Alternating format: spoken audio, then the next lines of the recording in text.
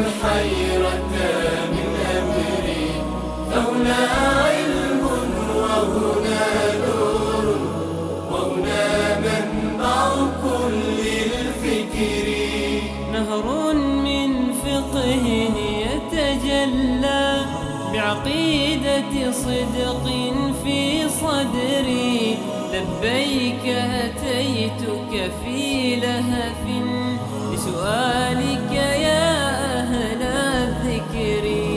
لسؤالك يا أهل الذكر، لسؤالي جئت لكي أدري.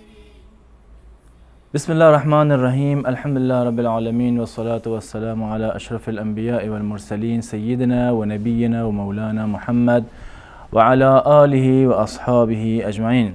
با یاد و نام الله متعال برنامه امروز را آغاز میکنیم. عرض سلام و خسته نباشید داریم خدمت شما بینندگان عزیز. امیدوارم هر کجا که هستین در پناه الله شاد و خوش و خرم باشین. در خدمت شما بزرگواران هستیم با برنامه روزهای دوشنبه، برنامه پرسش و پاسخ که در این قسمت در خدمت جناب مولانا عبدالقدوس دهقان عزیز هستیم که خدمت ایشان نیز عرض سلام و خسته نباشید داریم. بنده خدمت جناب علی و تمامی بینندگان عزیز و ارجمند عرض ادب و سلام دارم. السلام علیکم و رحمت الله و برکاته. علیکم السلام و رحمت الله. خواهش میکنم. طبق روال معمول از سوالهای SMS بینندگان برنامه را آغاز میکنیم و بیننده از مشهد گفتن که من دانشجو هستم و خیلی دوستام شیعه هستن و میگویند که ما پولهای ما را بانک میگذاریم و در عوض این بانک در عوض هم بانک مقداری سود، یعنی با درصدهای متفاوتی به آنها میدهد. آیا در مذهب ما میتوانیم پولهای ما را بانک بذاریم و سود حاصل را دریافت کنیم یا نه؟ چون من از خیلی شنیدم که این کار ربا محسوب می شود و جزو گناهان کبیره است. اگر اجازه هست تا سود چند درصد میتوانیم بذاریم و آیا میتونیم این پولها را از سودش برداریم یا نه؟ بسم الله الرحمن الرحیم. به نستعین و صلی الله علی نبینا محمد و علی آله و صحبه اجمعین. در مورد سود یا فوایدی که از بانک عاید فردی که سپرده‌گذاری کرده می شود، جمهور علما و مجامع فقهی اهل سنت و الجماعت و هیئت‌های علمی نظرشون بر این هست که این جزء موارد ربا محسوب می شود و حرام هست. در مورد حرمت ربا آیات و روایات بسیار زیادی وجود دارد و رسول الله صلی الله علیه و سلم آنگونه که از ابو هریره رضی الله تعالی عنه روایت شده در مورد روایت معروف اجتنبوا السبع الموبقات که از 7 گناه برتر و گناه بزرگ، یعنی برترین گناهان را رسول الله صلی الله علیه و سلم به عنوان 7 گناه برتر و هلاک کننده معرفی کرده که یکی از این گناهان خوردن مال ربا هست. پس بنابراین نه تنها این که ربا خوردن گناه هست، بلکه یکی از برترین گناهان در واقع محسوب میشه جزء کبایر و بلکه اکبر الکبایر، بزرگترین گناهان کبیره هست. و اون گونه که در صحیح مسلم آمده رسول الله صلی الله علیه وسلم آکل ربا موکل ربا لعن رسول الله صلی الله علیه وسلم آکل الربا و موکله و کاتبه و شاهده و قالهم سوا. رسول الله صلی الله علیه و سلم اون کسی که ربا میخورد، اون کسی که ربا میدهد، اون کسی که نویسنده ربا هست ثبت میکند و اون کسانی که شاهد این معامله ربوی هستند، همه را رسول الله صلی الله علیه و سلم نفرین کردند و فرمودند که همهشون در واقع در گناه با همدیگر برابر هستند. و در مورد مجازات اخرویش روایتی هست که در صحیح بخاری هست، مورد ابن جندب رضی الله تعالی عنه روایت کرده، میگوید که رسول الله صلی الله علیه وسلم فرمودند یک شبی من در خواب دیدم. میدونیم که خواب انبیا در واقع یک نوع وحی هست. میگه 2 نفر اومدن و مرا بردن و من در اون شب و در اون خواب دیدم که مرا بردن در یک جایی و یک نهری بود که نهر خونی بود و در اون نهر یک نفری افتاده بود و یک نفر دیگر هم سنگی به دست در کنار اون رودخانه و نهر ایستاده بود. اون فردی که داخل نهر افتاده بود هر وقت که میخواست که بیاد از نهر خون خارج بشود، این کسی که صخره سنگی در دستش بود این رو سرش میزد، دوباره اون زیر آب در واقع فرو میرفت. در آخر این روایت اومده که رسول الله صلی الله علیه وسلم سوال کردند که این چه کسی هست؟ در جواب فرشته بیشان گفت الذی رأیته فی النهر آکل الربا، اون کسی که در نهر دیدی که در واقع افتاده بود اون آکل ربا هست، اون کسی هست که ربا میخورد. غیر از این مجازات دیگری هم در واقع هم در دنیا دارد و هم در آخرت دارد. و سوال ایشون در مورد سود بانکی بود، سود یا فوائدی که از بانک در واقع بدون هیچ گونه زحمتی و بدون هیچ قراردادی و بدون اینکه انسان دچار ضرر بشود یا احتمال ضرر وجود داشته باشد، این سود رو در واقع انسان کسب میکنه. خود این نوع معامله با بانک ربوی اشکال دارد، هر معامله‌ای که باشد مگر در هنگام ضرورت. معامله کردن داد و ستد با بانکی که اساس کارش و معاملاتش بر روی ربا هست، از نظر شرعی انسان باید پرهیز بکند با چنین بانکی در واقع حساب و کتابی رو نداشته باشد، حساب باز نکند، معامله رو انجام ندهد.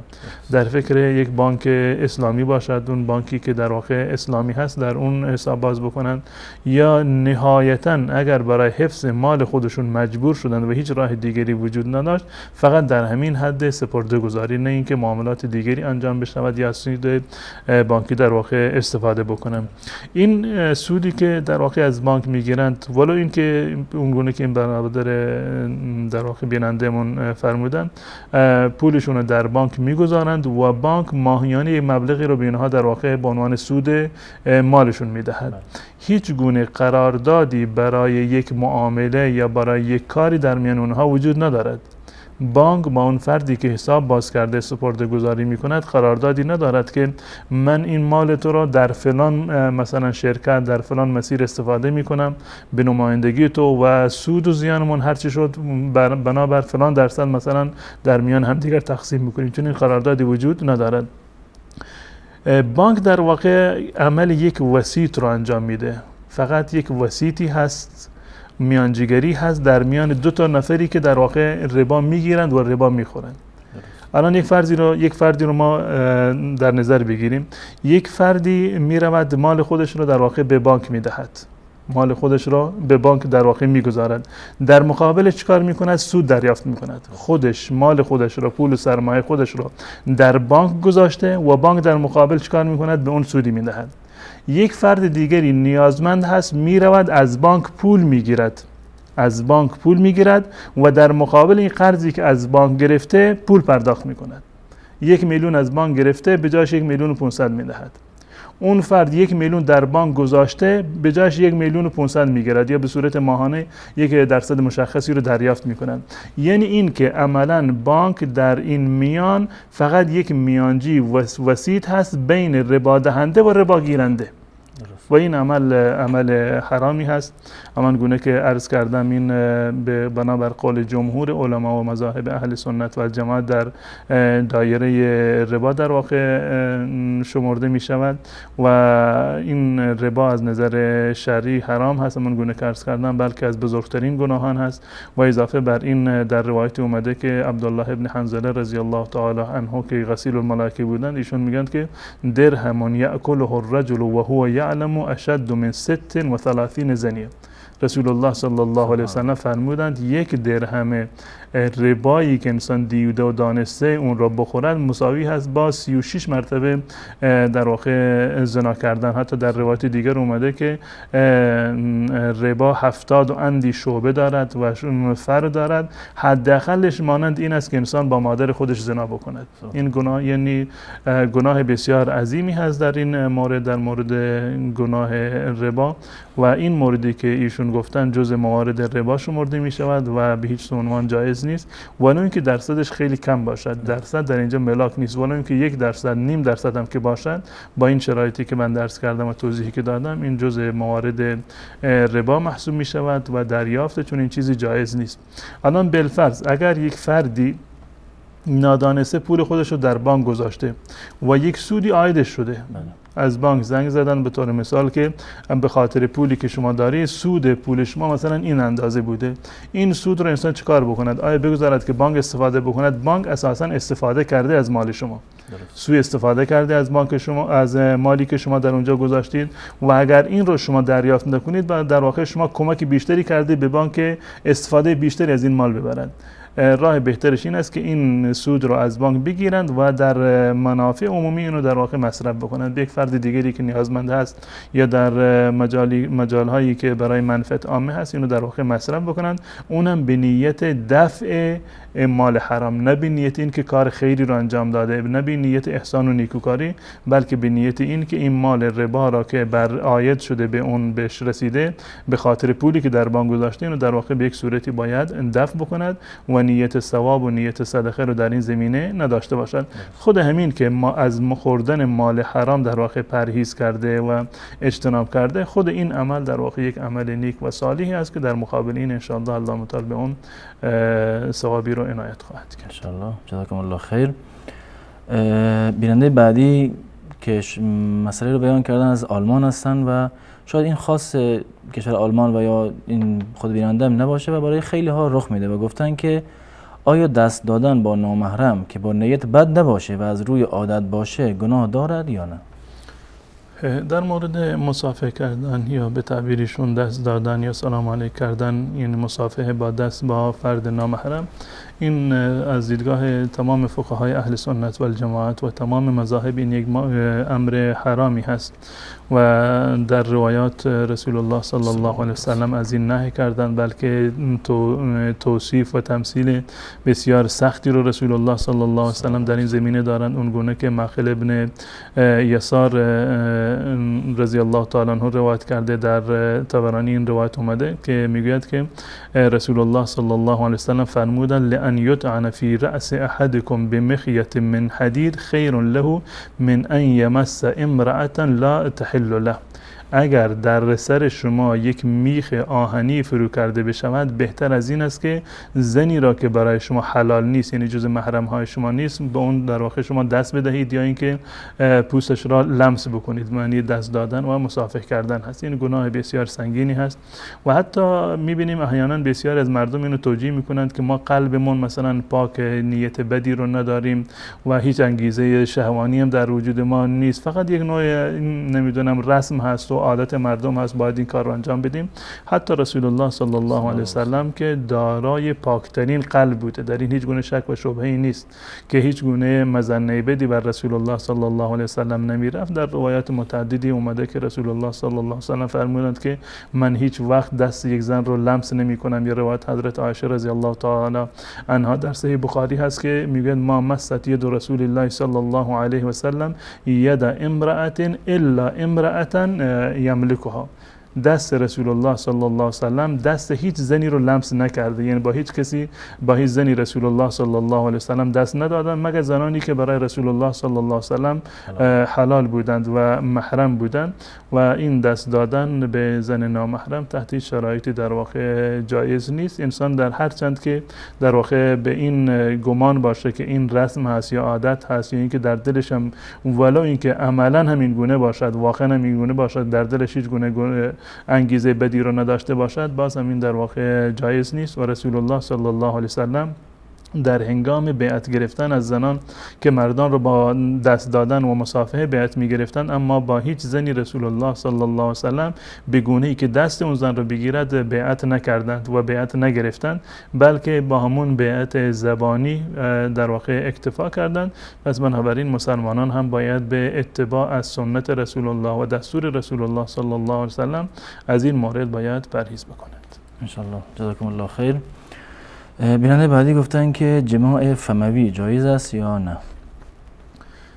در مورد در واقع یعنی کامجویی جنسی و در زمینه زناشویی در دایره زندگی زناشویی هیچ گونه محدودیتی وجود ندارد مگر دو مورد را که رسول الله صلی الله علیه وسلم اونها را جز خط قرمزها و محدودیت‌ها و موارد حرام برشمردند. از رسول الله صلی الله علیه وسلم در این زمینه سوال شد که ما در برخورد با همسران خودمون در زمینه مسائل زناشویی چگونه برخورد بکنیم. رسول الله صلی الله علیه وسلم فرمودند اتق الحیضة و الدبر، از این دو مورد پرهیز بکنید، یعنی این که جماع کردن، نزدیکی کردن در هنگام عادت ماهیانه و مثل اون هست در هنگام خونریزی بعد از زایمان، یعنی در هنگام نفاس، و نزدیکی کردن از راه عقب. این دو مورد را رسول الله صلی الله علیه وسلم حرام قرار دادند. به اجماع فقها و مذاهب اربعین دو مورد در واقع حرام هستند.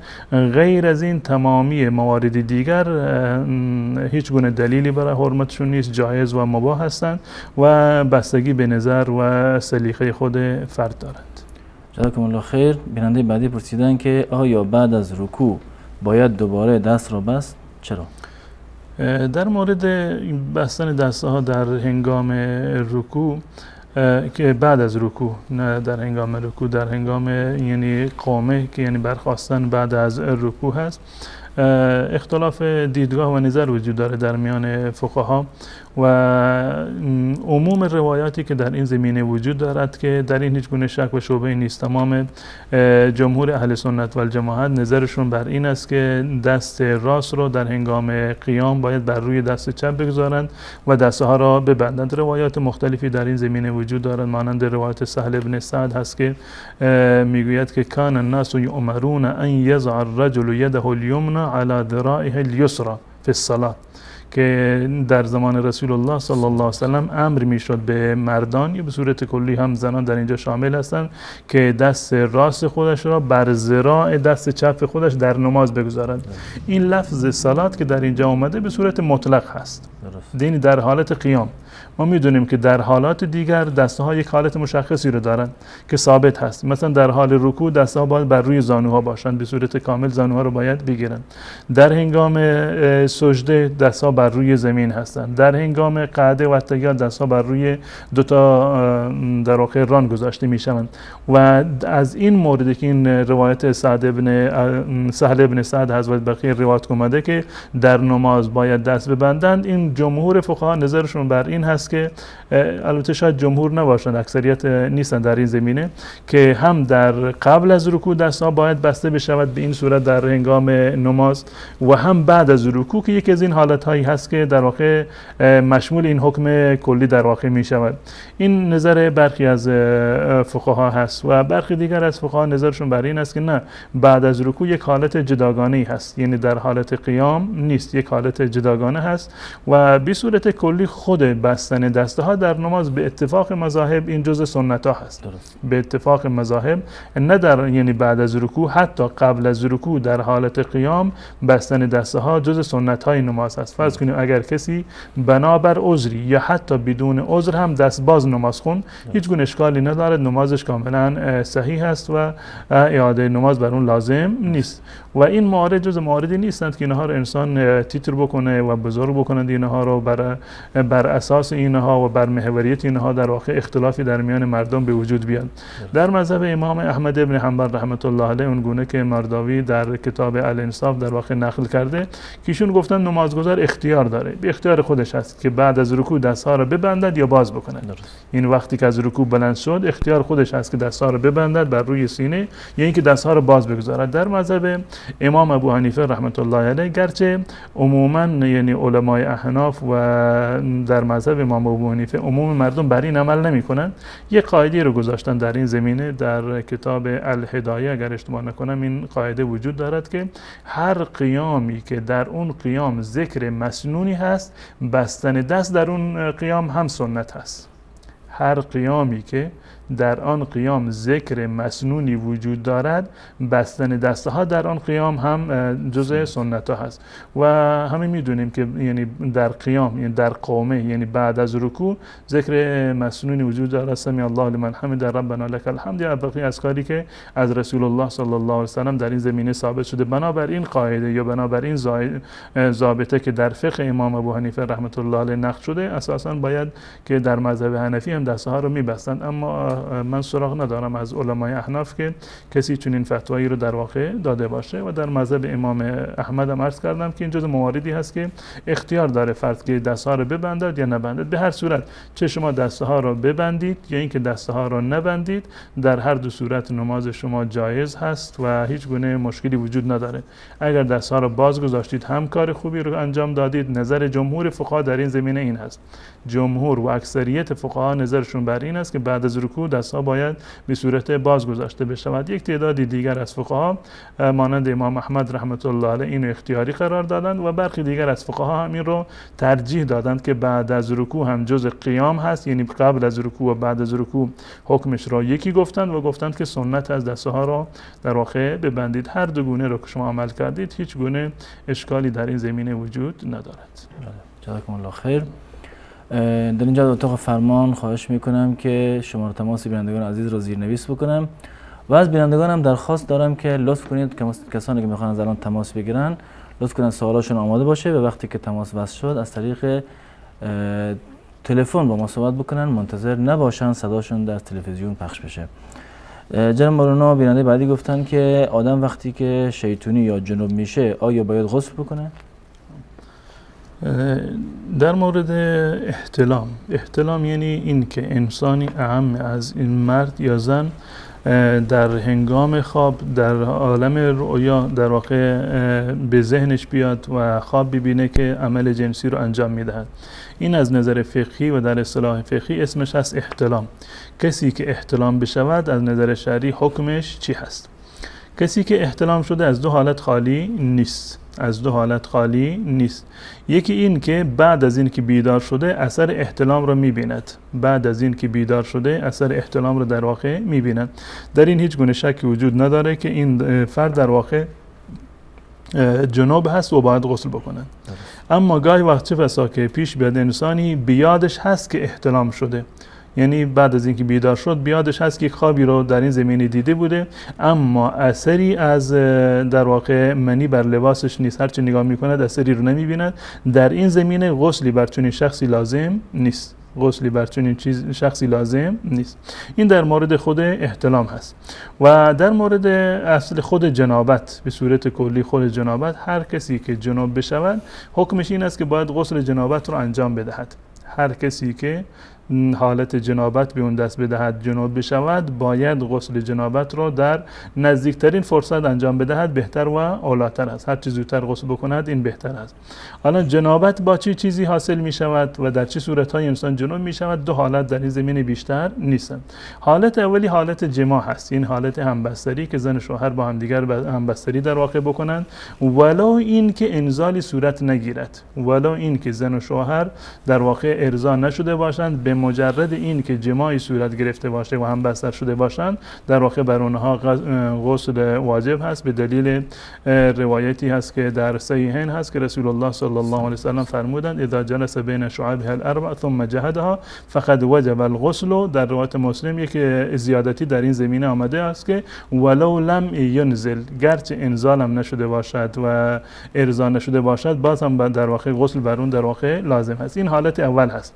پس بنابراین حالت اولی که غسل بر انسان اهم از مرد و زن واجب می‌گردد حالت جماع و همبستری هست، ولو این که در واقع ارضا نشده باشند و انزالی صورت نگرفته باشه. حالت دوم حالت احتلام هست که انسان در خواب در واقع این عمل زناشویی رو در خواب ببیند. با همون توضیح قبلا عرض کردم، اگر یک چیزی به خاطرش هست اما آثاری رو از احتلام ندیده غسل بر اون لازم نیست. اما اگر یادش نیست که احتلام شده یا این که یادش هست، دو حالت داره، یا این که اصلا یادش نیست که احتلام شده یا این که یادش هست احتلام شده و در هر دو صورت آثار احتلام رو می‌بیند. در این صورت حتما باید غسل بکند بنابر روایتی که از ام سلمه رضی الله تعالی عنها نقل شده، در صحیح بخاری هست که ام سلیم اومدن در محضر رسول الله صلی الله علیه و سلم فرمودند که ان الله لا یستحیی من الحق. گفتن یا رسول الله، الله که از حق در واقع حیا نمی کنند و شرمی نداره پرسیدن سوالات شرعی. سوال کردن فهل علی المرأة الغسل اذا احتلمت، آیا بر زن غسل واجب هست زمانی که احتلام بشود؟ رسول الله صلی الله علیه و سلم فرمودند نعم اذا رأت الماء، اگر آبی رو دیده باشه یعنی احساس کرده باشه، یا به تعبیر دیگر اگر انزال شده باشه، در این صورت غسل بر اون در واقع لازم هست. این حکم یک حکم مشترک هست در میان زنان و در میان مردان. اگر خواب دیده باشند و یعنی انزال شده باشند، ارضا شده باشند، آبی رو دیده باشند یا آثار اون خواب و احتلام رو دیده باشند، در این صورت غسل بر اونها در واقع واجب هست. جزاکم الله خیر. تماس بینندگانم وصله. اولین بیننده رو وصل کنید. السلام علیکم، برنامه پرسش و پاسخ، بفرمایید. سلام علیکم. و علیکم السلام، سلامت باشید. من یه سوال در مورد این افراد صوفیه داشتم که مذهب صوفیه‌ای دارن. من یه کلیپی رو دیدیم داخل تلویزیون که یه افرادی بودن سر بدنشون رو پایین بالا میکردن مثل این افراد کوکی. بعد خود آیه مجیب الرحمن انصاری هم داخل اونا بود، یعنی با اونا داشت همین کار رو میکرد. اگر سوال شرعی دارین ما در خدمت شما بیننده گرامی، صداتونم پایینه. اگر سوال شرعی دارین در مورد فقه و شرعی ما در خدمت شما هستیم. در مورد رد شبهات و اینا اینجا جای برنامه فتوا و امور شرعی مردم است و لطفاً مزاحم نشین. تشکر میکنیم. بیننده بعدی رو تماس بگیرین. سلام علیکم، برنامه پرسش و پاسخ، بفرمایید. سلامت باشین. فقط یکم صداتون رو بلندتر کنید. ببخشید، من از یه منطقه تماس میگیرم که مازندرانه، نمیتونم تو نماز جماعت اهل سنت شرکت کنم. به خاطر همین میخواستم سوال کنم که اگه تو نماز جماعت تشیع شرکت کنیم ولی دستمون مجبوریم باز کنیم تو نماز جماعت اهل تشیع دیگه، به خاطر همین میخواستم ببینم اشکالی وجود داره یا نه. یعنی شما خودتون اهل تسنن هستین یا تازه به کاروان اهل تسنن پیوستین؟ چیه هدایت یافته هستم. درست، انشالله پاسخ میدون. سوال دیگه هم دارین؟ تشکر میکنم از شما. سلام علیکم، برنامه پرسش و پاسخ، بفرمایید. علیکم السلام و رحمت الله، بفرمایید. سلامت باشین. لطفا از طریق گوشی با ما صحبت بکنید و صداتون رو بلند کنید. قربونت برم. میگم یه سوالی دارم به آقای عبدالقدوس دهقان. بفرمایید، صداتون رو میشنویم. اگر سوال شرعی باشه البته. باشه، سوال شرعی. یه بار دیگه این سوال من از شما کردم به او آقای که دیگه جوابم داد ولی درست متوجه نشدم. درست. اگه من یه بار دیگه به خودتون سوال کردم، گفتم من بچه اول خانواده بودم. خب آقای شما کنم، من تمام زحمت ها رو من کشیدم با برادر دومی. بعد بابام با مادرم اینا اومدن تمام به حساب ارث میراث تقسیم کردن بین برادری دوتی آخری. بعد آقای که شما عرض کنم بعد که دوتی آخری بهشون دادن، بعد هیچ مشورتی هم با من نکردن که ما این کارو بکنیم. بعد من الان قطع رابطه کردن، یعنی دیگه اصلا صله رحم به جا نمیارم. حتی می‌خواستن برن به حساب مکه، من نرفتم. اومدن نرفتم. حتی از مکه که بازگشتن من نرفتم فرلوش. این می‌خواستم ببینم حکمش چیه، باید چه کار کنیم. ما اونا تو راه نمیان، یعنی اونا به حساب نمیان با من مشورت کنن که بگن ما این کاری که کردن تموم شده رفته، حالا این حکمش. درست. دستتون در من. سلامت باشین. تشکر میکنم از شما. ولی سوال ندارم در این زمینه دیگه. سوال واضحه، ان شاءالله پاسخ رو دریافت میکنین. تماس بعدی بیننده رو بس کنید. سلام علیکم، برنامه پرسش و پاسخ، بفرمایید.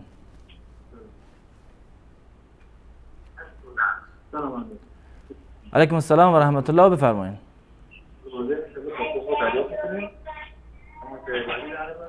لطفا از طریق تلفن با ما صحبت بکنید. بله. سلام علیکم، بفرمایید.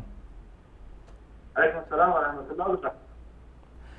تماس بعدی بیننده رو بس کنید تا بیننده متوجه باشن، کلی طول میکشه. سلام علیکم، برنامه پرسش و پاسخ در خدمت شما هستیم. میبخشید من شیعه هدایت یافته هستم. باید یه سوالی داشتم، میخواستم بدونم در عید فطر و مناسبات عید قربان این چیزا یعنی میشه با اقوام و خویشاوندان رفت آمد داشته مشارکت کرد؟ سوال دیگه هم دارین؟ الو؟ سوال دیگه هم دارین غیر از این سوال؟ نه خیلی ممنون. جزاکم سلامت باش. جزاکم الله خیر. سلامت باش. تشکر میکنم شما. سلام علیکم، برنامه پرسش و پاسخ در خدمت شما هستیم. حالا ببخشید سوال داشتم. بفرمایید، در خدمت شما هستیم. ملاحی هستم. سوالتون؟ در مورد سود بانکی میخواستم بپرسم. سود حج و عمره. سود حج عمره، بله. الان که تو ایران حج هم متاسفانه بسته است. این سوال داشتم در مورد سود حج و عمره. بله، سوالتون؟ سودایی که مثلا بانک میده در مورد چی حج.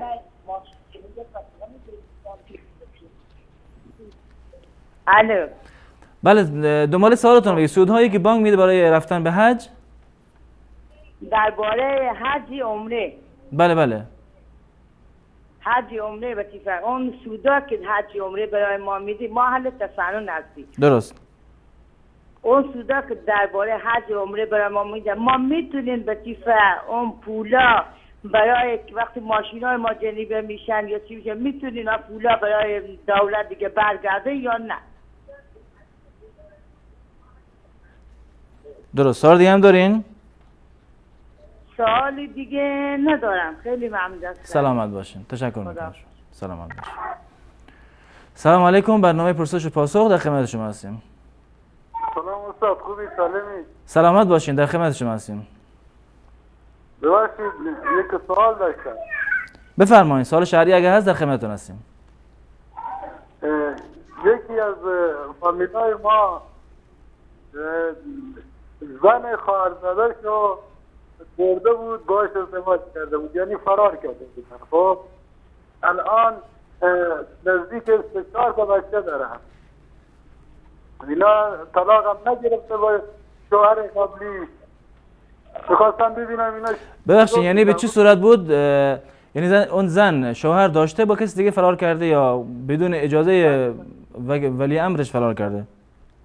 بله، شوهر داشت منتها با یکی دیگه که دایی شوهرش هست فرار کردن. خب بله. الان 5 تا بچه دارن. درست. میخوام بفهمم که شرطی چیه. و یک سوال دیگه هم داشتم. بفرمایید. که مردگانی که قبلا از دنیا رفتن وفات کردن، این هایی که میمیرن همین که مردای قبلی رو میمیرن. بخشین صداتون سوال دوباره بپرسین، یکمی صدا برای من واضح نیست متاسفانه. این مردهایی که قبلا مردن بله؟ وفات کردن دنیا رفتن، اینایی که الان میمیرن همین که بمیرن مردای قبلی رو میبینن یا نه در عالم برزخ؟ درست. متشکرم. سلامت باشین. سلامت باشین. تماس بعدی بیننده رو بس کنید. سلام علیکم، برنامه پرسش و پاسخ، بفرمایید. بله، سلام علیکم و رحمت الله و برکاته. و علیکم السلام و رحمت الله. به تماس میشم. در خدمت شما هستیم. من استاد بزرگوار دکتر داشتم. جوابی میگه که روزه گرفتن نور ذوالحجه آیا واقعا درجه شهادت داره یا نه؟ بخشین خیلی سریع گفتین، من متوجه نشدم. سوال اولتون دوباره پرسید. روزه روز ذوالحجه روزه گرفتنش آیا واقعا درجه شهادت داره یا نه؟ متوجه شدین شیخ؟ درجه شهادت داره یا نه؟ روزه گرفتن روز ذوالحجه. بله.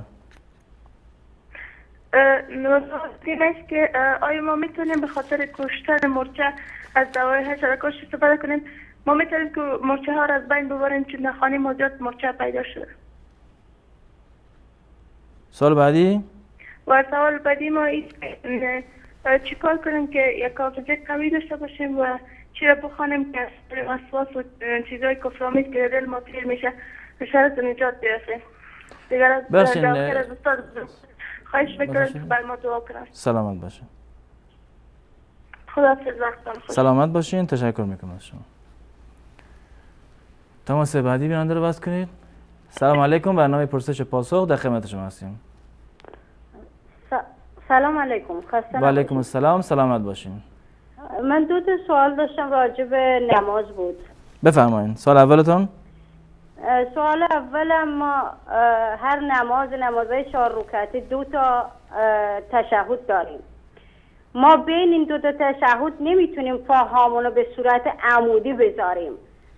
ما باید چجوری پاهامون رو بذاریم که درست باشه، مثلا اشکال به نماز ایجاد نکنه؟ این سوال اولم.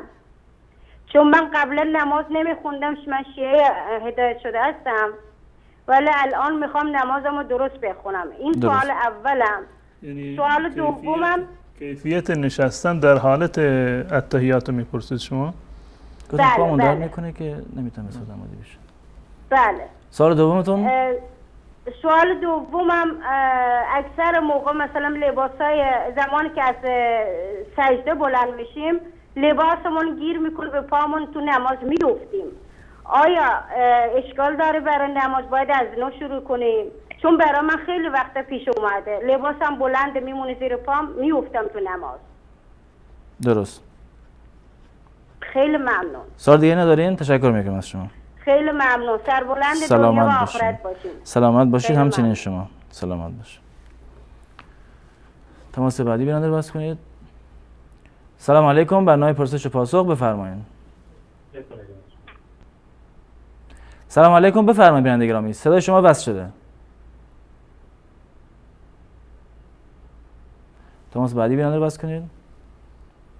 سلام علیکم، برنامه پرسش و پاسخ، بفرمایید.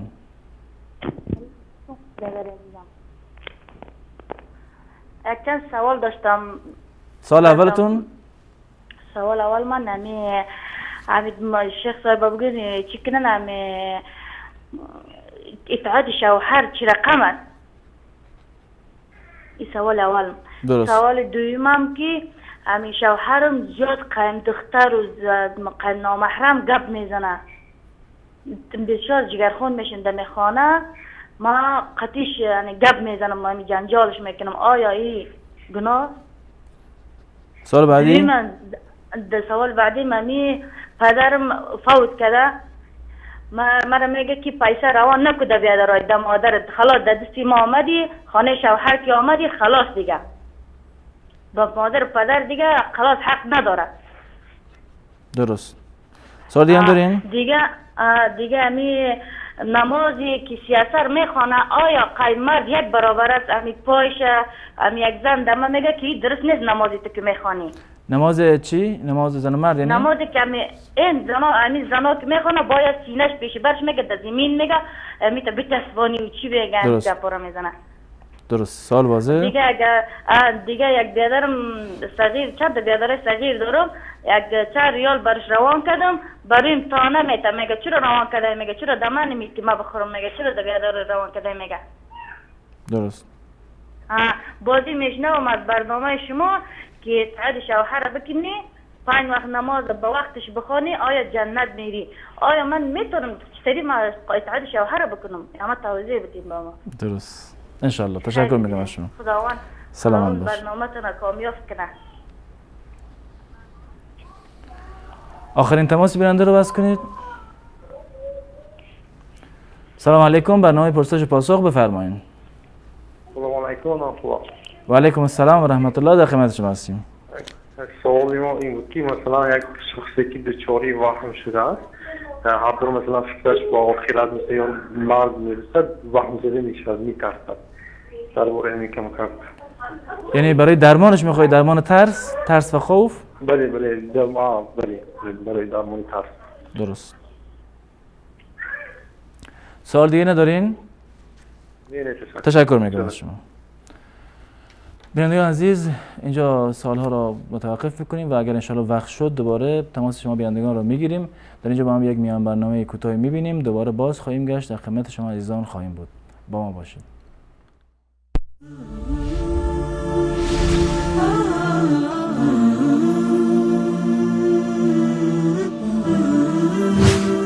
سلامی بر عمر فاروق، سلامی بر عمر فاروق. تو حق را به جایش چه زیبا نشاندی ای فاروق، جوار پیمبر و صدیق ماندی ای فاروق. تو حق را به جایش چه زیبا نشاندی ای فاروق، جوار پیمبر و صدیق ماندی ای فاروق.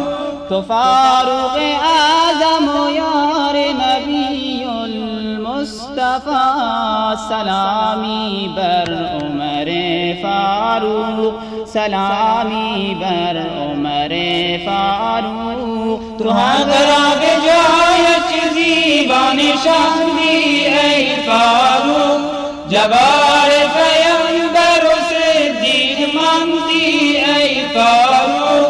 تو فاروق اعظم و یار نبی المصطفى، سلامی بر عمر فاروق، سلامی بر عمر فاروق. شجاعت تو هست زبان زد و زیبا ای فاروق، عدالت تو هم به وسعت دریا ای فاروق.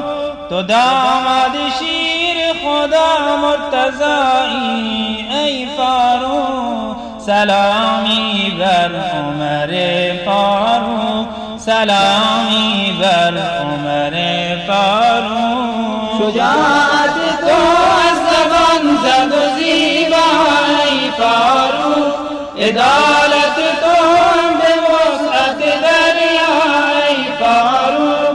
تو داماد شیر خدا مرتضایی ای فاروق، سلامی بر عمر فاروق، سلامی بر عمر فاروق. کلام تو با وحی بود و موافق ای فاروق، برای خلافت تو بودی لایق ای فاروق.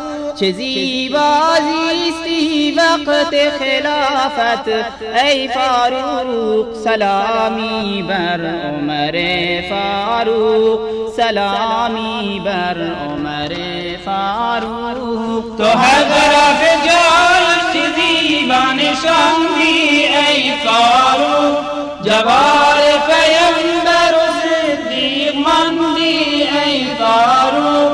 تو فاروق اعظم و یار نبی المصطفى، سلامی بر عمر فاروق، سلامی بر عمر فاروق. ز نام تو لرزان بنیان کفار ای فاروق، ز فضل تو ایران و روم است دیندار ای فاروق. به حق که نماد ارشادت بودی ای فاروق، سلامی بر عمر فاروق، سلامی بر عمر فاروق. عدالت آوردی، شجاعت آموختی، زمین شد نورانی ز نام زیبایت. عدالت آوردی، شجاعت آموختی، زمین شد نورانی ز نام زیبایت. خدایا به نامت شجاعی بیاور چون فاروق، ز تکبیر و نامت بگردان دلاور چون فاروق.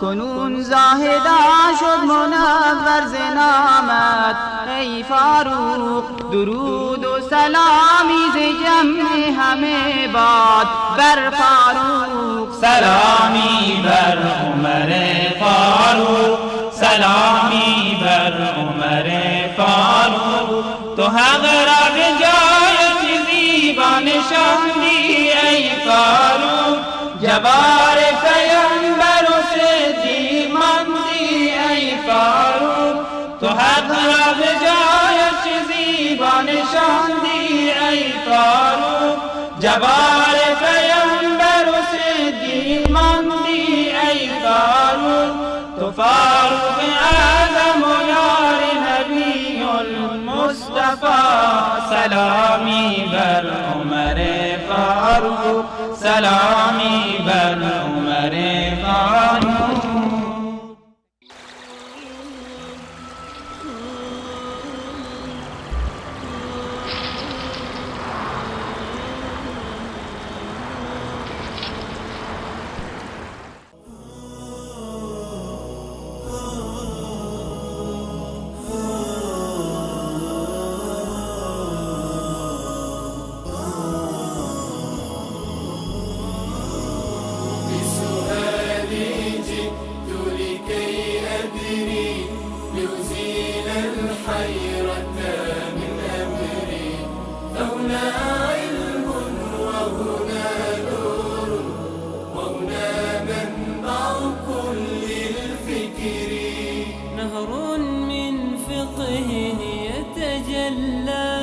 بعقيدة صدق في صدري لبيك أتيتك في لهف لسؤالك يا أهل الذكر لسؤالك يا أهل الذكر لسؤالي سلام و خسته نباشید مجدد دارم خدمت شما بینندگان عزیز. جناب مولانا بیننده‌ای که گفتن از شیعیان هدایت یافته هستند و از مازندران، سوالشون این بود که میتونن در نماز جماعتی که با شیعه هست شرکت بکنن و دستباز نماز بخونن، چون که امکان شرکت در نماز جماعت با اهل سنت رو ندارن. در مورد نماز شیعه اساساً بنابر تفاوت اعتقادی که دارن در اصول دین و اصول ایمان با هم دیگر تفاوت دارن.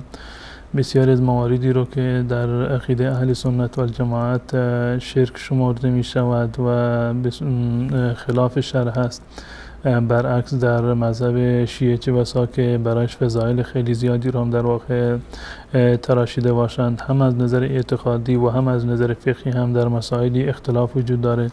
در مورد نحوه وضو گرفتن که وضوی شیعه از دیدگاه اهل سنت و الجماعت با توجه به آیات و روایات در واقع صحیح نیست. در مورد شکننده های وضو با هم دیگر در واقع اختلاف دارن. اقتدا به امام شیعه جایز نیست، یعنی خواندن نماز در جماعت شیعه برای کسی که از اهل سنت و الجماعت هست اقتدا به امام شیعه از نظر شرعی بنابر مواردی که عرض کردم جایز نیست. ایشون تنها در خونه خودشون نماز بخونن به صورت فرادا اولاتر و بهتر هست. این قطعا این کار رو باید انجام بدن، یعنی خودشون در خانه نماز بخونن به صورت تنهایی. حداقل خودشون با برادرهایشون، با اهل خانوادهشون، با همسرشون میتونند که نماز جماعت رو در واقع بخونند. اما این که برون در مسجد شیعه پشت سر امام شیعه اقتدا بکنن از نظر فقهی نمازشون درست نیست و واجب الاعاده هست، یعنی لازم هست که ایشان نماز رو دوباره اعاده بکنن. نمازی رو که در جماعت شیعه بخونن وقتی که دیده و دانسته و بعد از این که این اطلاع به اون رسیده که نماز پشت سر امام شیعه جایز نیست، اگر نماز بخواند نمازش رو باید دوباره اعاده بکند و اون نماز کفایت نمی کند. درست. و به نظر منم حتی در خود مذهب تشیع هم خیلی از شیعیان عادی پشت سر یک امامش نماز نمیخونن، یعنی چون که شاید مرجع تقلیدشون فرق میکنه. این برای خیلی عادی است که شاید جماعتی برپا است در این مسجد تشیع ببینن چند نفر دیگه تکی و انفرادی نماز میخونن، زیاد جای تعجب هم نیست. بیننده بعدی گفتن که من بچه اول خانواده هستم و تمام زحمات و مخارج خانواده‌ام بر دوش من بوده و من کشیدم تمام زحمات را و یکی از برادران دیگرم. اما گفتن پدر و مادرم ارث و میراث را برای بچه‌های آخری دادن و بین اونها تقسیم کردن. من به خاطر این مسئله با اونها قطع رابطه کردم و الان صله رحم رو به جا نمی آورم. ایشون کاری رو که انجام دادند، یعنی به عنوان فرزند ارشد خانواده یا برادر بعدیشون فرزند دوم خانواده، و این کاملا طبیعی هست که در ابتدای زندگی وقتی که ایشون از همه بزرگتر بودند، خواهر و برادرانشون در واقع کوچکتر هستند، عموما این گونه هست که در واقع زحمت‌های خانواده بیشتر بر دوش برادر اول یا فرزند اول یا دوم هست تا برسد به فرزندانی که بعداً به دنیا آمدند. این کاملا یک امر طبیعی هست و این یک نوع احسان هست و یک نوع همکاری هست و یک نوع در واقع صله رحم هست، یک نوع به جا آوردن حق پدر و نیکی و احسان به پدر و مادر هست که ثوابش رو انشاءالله ایشون دریافت خواهند کرد، هم در دنیا و هم در روز قیامت. یعنی همان خدمتی را که شما برای پدر و مادرتون کردید یا کمک کردید به پدر و مادر در اداره زندگیشون، در اداره خانواده، به خواهر و برادرای کوچکتر خودتون در واقع رسیدید، مطمئن باشید که حتی در زندگیتان قبل از قیامت الله متعال ثواب این را و تأثیر این را در زندگی شما ایجاد خواهد کرد. یعنی همان احسانی را که شما به برادرانتون کردید، به خواهرانتون کردید و همون صله رحم و احسانی را که شما به پدر و مادرتون کردید که اونها رو یاری کردید در امر تربیت بقیه خواهر و برادرانتون یا در اداره زندگی یا در اداره خود خانواده، مطمئن باشید که فرزندان شما در زندگی شما این کار رو خواهند کرد و اگر فرزند هم نداشته باشید مطمئنا الله متعال کسی رو برای شما میسر میکند که این نیکی و احسان شما رو در واقع جواب بدهند و هیچ گونه نیکی را و احسانی را و ولو اینکه به اندازه یک ذره هم باشد الله متعال اون را بی پاسخ نمیگذارد. چه به پدر و مادر این احسان رو کرده باشید، به برادر و خواهرانتون باشد، چه به یک فرد بیگانه‌ای باشد. این در مرحله اول. مرحله دوم، تعبیری که شما داشتید که میراث رو تقسیم کردن، این جزء میراث نیست. یعنی اسم میراث گذاشتن بر این مال از نظر شرعی درست نیست. یعنی مالی را که پدر و مادر در حیات خودشون تقسیم میکنند، این یک نوع هبه هست، یک نوع در واقع هدیه هست و نمیشه گفت که اسمش را میراث بگذاریم.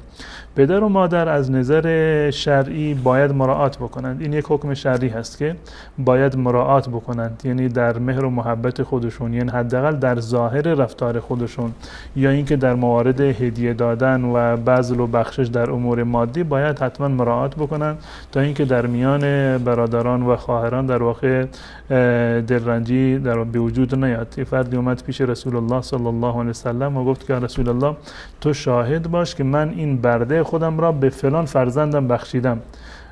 رسول الله صلی الله علیه وسلم فرمودند که آیا به تمام فرزندانت این هدیه را دادی و این بخشش را دادی؟ گفت نه یا رسول الله، فقط همین یک بچه را من بیشتر دوست دارم، این برده رو میخوام به این فرزند خودم بدم.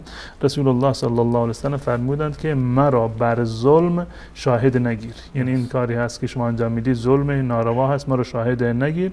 و بعد از این رسول الله صلی الله علیه وسلم فرمودند که اعدلوا بین ابنائکم، در میان فرزندانتون عدالت رو برقرار بکنید. آیا مگر دوست ندارید که آنها در بر و احسان و نیکوکاری و صله رحم برای شما برابر باشند؟ یعنی مگر دوست ندارید که تمام فرزندان شما به شما احسان بکنند، نیکی بکنند؟ اگر این رو دوست دارید پس بنابراین شما هم در رفتار خودتون، در بذل و بخششی که دارید، در هدیه دادنتون، در تقسیم میراث، به تعبیر این بینندهمون، باید اون مساوات رو در میان برادران در واقع یعنی مد نظر قرار بدهم. این وظیفه پدر و مادر هست. الان اومدیم پدر و مادری این مورد رو انجام ندادند، یعنی کار خلاف شرعی رو انجام دادند. اون گونه که باید و شاید مال را باید به مساوی تقسیم می‌کردند اون گونه در واقع نکردند. البته این نکته رو من توضیح بدم، اگر یکی از فرزندان نیاز بیشتری رو داشته باشه هیچ گونه اشکالی ندارد که پدر و مادر به اون فرزند خودشون بیشتر بدن. به طور مثال فرزند اول خانواده فرض کنیم که در واقع کسب و کاری رو ندارد یا اینکه بچه بیشتر دارد و نیازمند هست، خب به اون در واقع بیشتر یعنی بدهند هیچ گونه اشکال شرعی نداره. یا فرض کنیم یکی از بچه هاشون در دانشگاه قبول شده، مجبورند هزینه دانشگاهش رو بپردازند، در صورتی که برادر دیگر فرض کنیم که بیکار هست یا اینکه اصلا نیازی به این نداره، اما برادر دوم بنابر موقعیت خودش نیاز بیشتری رو داره، اگر بیشتر به اون بدن یا هزینه دانشگاه و تحصیلش رو بدن هیچ گونه اشکال شرعی در این زمینه وجود نداره. اما هدیه هایی که هدیه صرف هست، یعنی بدون دلیل هست و بدون نیاز هست، باید سعی بکنن تا جایی که ممکن است اینها باید به صورت مساوی در میان تمام فرزندان دختر و پسرشون تقسیم بشه. اون هدیه‌ای که میدهند این حکم میراث رو ندارد که به برادر 2 برابر بدند و خواهر مثلا سهمیش نصف سهمیه برادرشون باشه. بالفرض این که پدری عدالت رو برقرار نکرده در میان فرزندان خودش، به یکی از فرزندان خودش بیشتر داده باشه، این به هیچ عنوان توجیه قابل قبولی و عاقلانه نیست برای در واقع هجر پدر و مادر، برای ترک کردن پدر و مادر، برای بی احترامی به پدر و مادر، برای این که ما در مقابل احترامی رو که باید داشته باشیم، صله رحمی رو که باید داشته باشیم، اون احسان و نیکویی رو که داشته باشیم، به هیچ عنوان اجازه نداریم که این رو در مقابل عمل ناشایست پدر و مادر یا بی‌عدالتیشون این احسان و نیکی رو از اونها در واقع دریغ بکنیم، ولو اینکه پدر و مادر در واقع بی‌عدالتی کرده باشن. بالفرض این که من فرض رو بر این میگذارم که پدر و مادر از خودشون مالی نداشته باشن که در میان فرزندان بدهند، پدر اومد به زور از برادر بزرگتر که حق برادر بزرگتر بود، مال برادر بزرگتر بود، اونو گرفت و به برادر کوچکتر داد، حق شخصی و مسلم خودش رو داد. باز هم این برادر بزرگتر حق ندارد که به پدر و مادر بی احترامی بکند و اون با اونها قطع رابطه بکند، زیرا که رسول الله صلی الله علیه و سلم میفرماند که انت و مالک لابیک، هم خودت و هم مالت مال پدرتون هستید. یعنی پدر حق تصرف و دخل و تصرف را هم در مورد خودت داره و هم در مورد مال خودت. مال دنیا هر چند که زیاد باشه اندک هست، ارزش این رو نداره که کدورتی در دل شما به وجود بیاد یا به خاطر این مال شما بخواهید که پدر و مادرتون رو ترک بکنید یا کدورتی رو و غم و رنجشی رو بر قلب پدر و مادرتون در واقع بنشانید. و این رو بیاد داشته باشید که تمام تعامل شما، برخورد شما با پدر و مادر اینها ثبت هست. آیا شما دوست دارید که بعد فرزندان شما زمانی که بزرگ بشن در این سن کهنسالی که شما رسیدید، به خاطر مصلحتی که پدرتون دیده حالا یک بخشی از مالش رو داده به یک فرزند دیگر، من عرض کردم اگر بدون مصلحت باشه، بدون دلیل باشه، یک کار گناهی است که گناهش برمیگرده به خود اون پدر. این دلیل نمیشه که شما هم در حق پدر در واقع کوتاهی بکنید. این مال دنیا این ارزش را در واقع ندارد و عرض کردم که مطمئناً برخوردی که شما با پدر و مادرتون دارید اینها ثبت می شود و فرزندانتون بعدها با شما همین برخورد را دارند. شما با یعنی سعی صدر برخورد بکنید، با بخشش. اگر این کار رو یک فرد بیگانه ای انجام میداد، مال شما رو به ناحق میگرفت، سزاوار بود که شما ببخشید، معاف بکنید و اون رو به قول معروف حلالش بکنید. و زمانی که پدر هست و مال شخصی خودش بوده، کسب و کار خودش هست، ولی اینکه کسب و کار مشکل شما باشه، بنابر مصلحت اون رو به یکی از فرزندان دیگر داده، من توصیه میکنم که شما این ناراحتی رو از دلتون بیرون بکنید، این حق رو به پدر و مادرتون در واقع بدهید. بنابر نیازی بوده که داشتن، بنابر مصلحتی بوده که دیدن و انشاءالله شما رفت و آمدتون رو با پدر و مادرتون دوباره از سر نو بگیرید، بروید معذرت خواهی بکنید از پدر و مادرتون. مطمئن باشید که ثوابش رو، تأثیرش رو هم در دنیا خواهید دید و هم در آخرت. و من مطمئنم 100% اگر شما بروید عذرخواهی بکنید پیش پدر و مادرتون و روابطتون از سر نو بگیرید، صله رحم بکنید، به پدر و مادرتون احسان و نیکی بکنید، الله متعال شما رو در زندگیتون انشاءالله حتما خوشبخت و سعادتمند خواهد کرد. انشاءالله. جزاکم الله خیر. بیننده بعدی هم که گفتن از شیعیان هدایت یافته هستن، سوالشون این بود که در روزهایی که جشن هست شادی مثل عید فطر و عید قربان، آیا می شود به رابطه با خویشاوندان و اقوام نزدیک خود رفت؟ که طبیعتا از مذهب بله، دیگه هیچ گونه باشه؟ اشکالی نداره، ولو اینکه پدر و مادر و یا خویشاوندان از مذهب شیعه باشن، ارتباط با اونها، رفت و آمد کردن با اونها، صله رحم کردن و جویای حال اونها شدن، نه تنها اینکه اشکال شرعی نداره، بلکه وظیفه فرزندان هست و وظیفه مسلمانان هست که باید صله رحم رو انجام بدهند، ولو اینکه خویشاوندانشون از مذهب دیگر باشن، مذهب شیعه رو در واقع داشته باشن. رفتن در عید و در مناسبت ها و در جشن ها شرکت کردن، در عروسی ها هیچ گونه ممانعت شرعی ندارند، مگر اینکه در اونجا یک بدعتی وجود داشته باشد، محرمات شرعی وجود داشته باشند، فسق و فجور و گناهی وجود داشته باشد، به این خاطر شما میتونید که امتناع بکنید. اما صرفاً به خاطر این که پدر و مادر یا خویشاوندانتون شیعه هستند، شما اجازه ندارید که در واقع از رفت و آمد پیش اونها و صله رحم از اونها در واقع این صله رحم را و رابطه خویشاوندی خودتون رو اجازه ندارید که قطع بکنید. درست. جزاکم الله خیر. البته این عرض کردم مگر این که در واقع منجر به یک ممنوعیت شرعی باشد، به طور مثال یک محرمات شرعی در اونجا وجود داشته باشند، یا اینکه بیم این رو داشته باشد که فرزندانش متأثر بشوند از آداب و رسومی که مثلا شیعه ها دارند، از مراسمی که شیعه ها دارند و مخالف با توحید و یکتاپرستی هست. اگر بیم این رو دارد، به خاطر این مسئله میتواند که امتناع بکند، حداقل در چنین موارد شرکت نکند. اما اگر چنین محظوریت ها با ممنوعیت های شرعی وجود نداشته باشد، میتواند که به ملاقات پدر و مادر یا بقیه خویشاوندانش برود. درست. جزاکم الله خیر. بیننده بعدی پرسیدن که سودی که بانک میگیره از ما به خاطر رفتن به حج یا عمره، آیا ما میتونیم این سودها را دوباره به خود دولت برگردانیم؟ سود در واقع حج یا عمره یعنی ثبت نام، کسی که ثبت نام کرده برای حج یا برای عمره که متاسفانه خیلی دیر یعنی ترتیب اثر داده می شود، چه بسا سالها این پول در انتظار بماند و دولت از این پول یا دولت یا بانک یا هر مؤسسه‌ای که در واقع متولی ثبت نام بوده از این پول در واقع سوء استفاده می کنند به این طریق و بعد از چندین سال اون فرد رو به حج می برند و در مقابل در هنگامی که عملاً قرعه کشی بشود و نوبت حجشون فرا برسد، یک مبلغی رو در واقع اضافه بر اون مبلغی که قبلا اونها پرداخت کرده بودند، اضافه بر اون مبلغ به اونها در واقع میدهند که این بیننده سوالشون این است که این سود حج حکمش چی هست. این از نظر شرعی که سود پول هست، در این هیچ گونه شک و شبهه وجود نداره. سود پول هست، هیچ گونه شک و شبهه وجود نداره. بنابر قواعد شرعی که در ابتدای برنامه من عرض کردم، این جزء مواردی هست که حرام هست.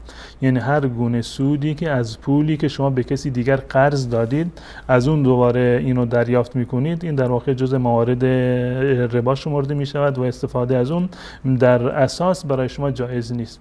اما با توجه به این که شما این پول را به عنوان ذخیره یا پسنداز در بانک نگذاشتید و تصمیم شما هم این نبوده که در واقع از این پول سودی به شما برسد، شما به نیت انجام فریضه حج یک پولی رو به یک شرکت یا دولت یا مؤسسه دولتی در واقع دادید که شما رو در واقع به حج ببرند.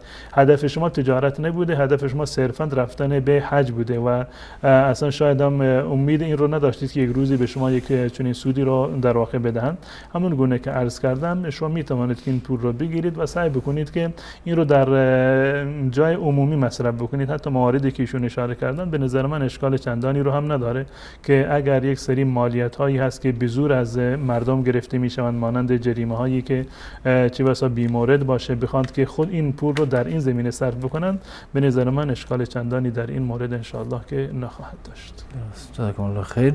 البته در موردی که وقتی که حج میاند، یعنی معمولا فتوای خود علما در داخل ایران این هست که اون مبلغ پولی رو که اضافه، یعنی خود به خود اون اضافه میکنن در همون بر روی فیش حج در واقع، عموم علما نظرشون بر این است که اون پول رو در راه حج مصرف نکنند، چون که به هر صورت یک پولی هست که در اون یک شک و شبهه ربا در واقع وجود دارد. این پول رو در ایام حج مصرف نکنند، یعنی این که جزء خرج و مخارجشون در سفر حج نباشه و به همون مقدار اگر صرف شد به همون مقدار رو در واقع جدا بکنند و صدقه بدن و در جای دیگر مصرف بکنند.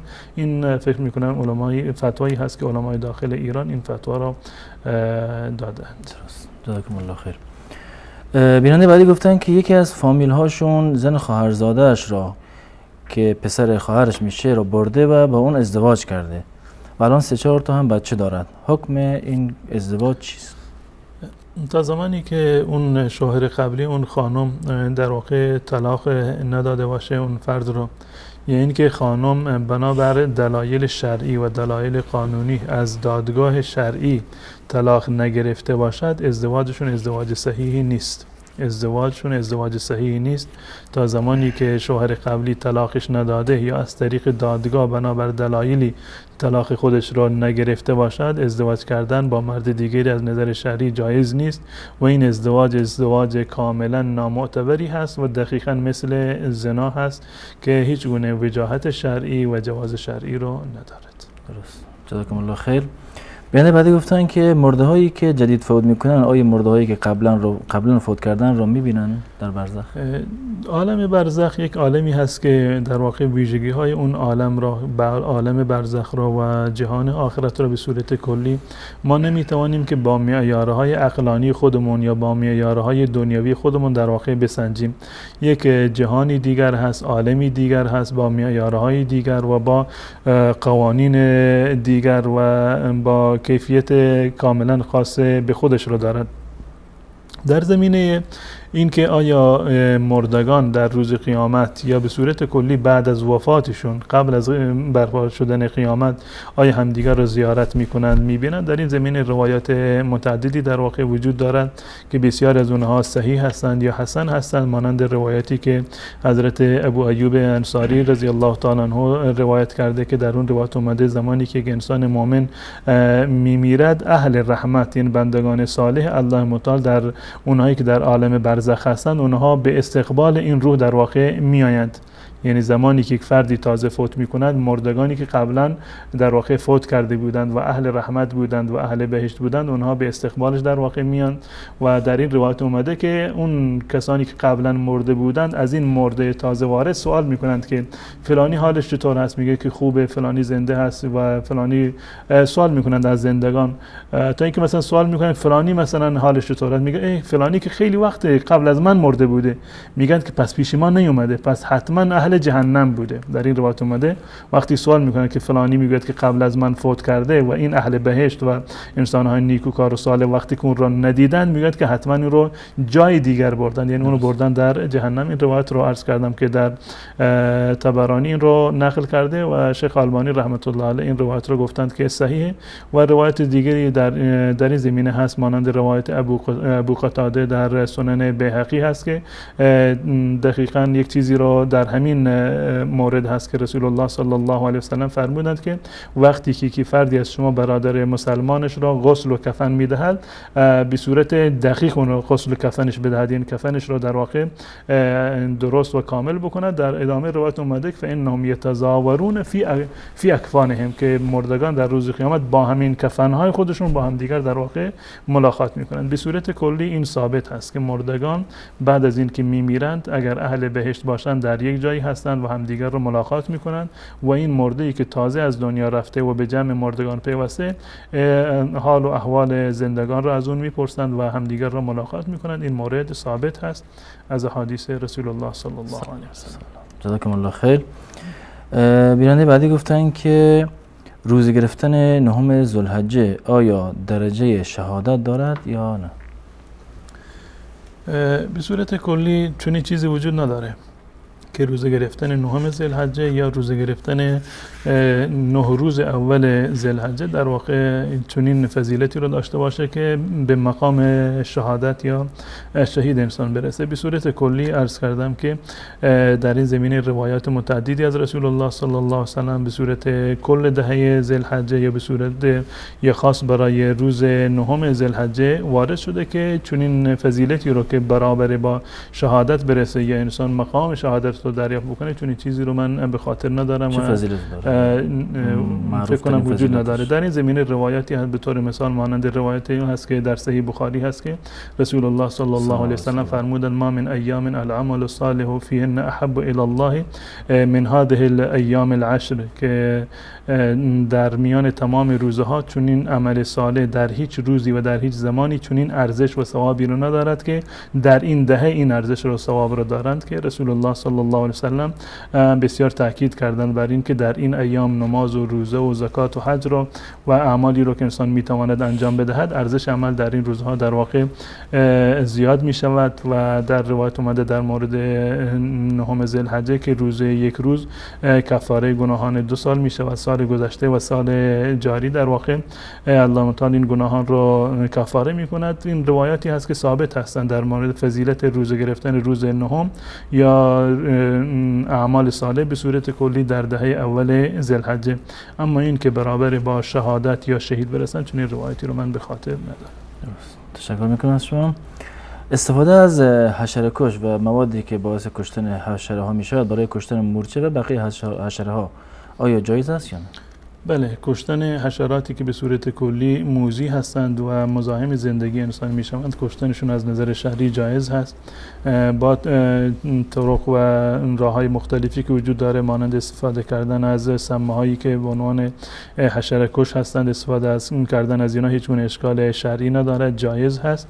منتها انسان باید در این زمینه بازم سعی بکند، ولو اینکه اینها مزاحم هستند در زندگی شما و میخواد که اونها را از حریم زندگیتون در واقع دور بکنید، اما باز هم در همون چارچوبی که شریعت به ما اجازه داده. به طور مثال مواردی هست که در این زمینه ممنوع هست، به طور اینکه مثال رسول الله صلی الله علیه و سلم فرمودند که لا یعذب بالنار الا رب النار، شما اجازه ندارید که مورچه ها را به آتش بکشید، بسوزانید اونها را و این جزء موارد حرام هست. اما کشتن مورچه با در واقع سم یا حشره کش موارد دیگر از نظر شرعی جایز هست و هیچ گونه اشکالی رو ندارد. درست. بیننده بعدی گفتن چیکار کنیم که وسوسه ها و کلا وسوسه های شیطان از ما دور باشه؟ برای این که انسان وساوس شیطانی رو در واقع از خودش دور بکنه، تمامی عبادات به صورت کلی تأثیر بسیار زیادی رو دارن. این هم عباداتی رو که الله متعال بر ما مقرر کرده و هم اذکار و ادعیه‌ای رو که بنابر مناسبت ها بر ما در واقع مقرر شده و وجود داره و جز سنت های رسول الله صلی الله علیه و سلم در واقع هست.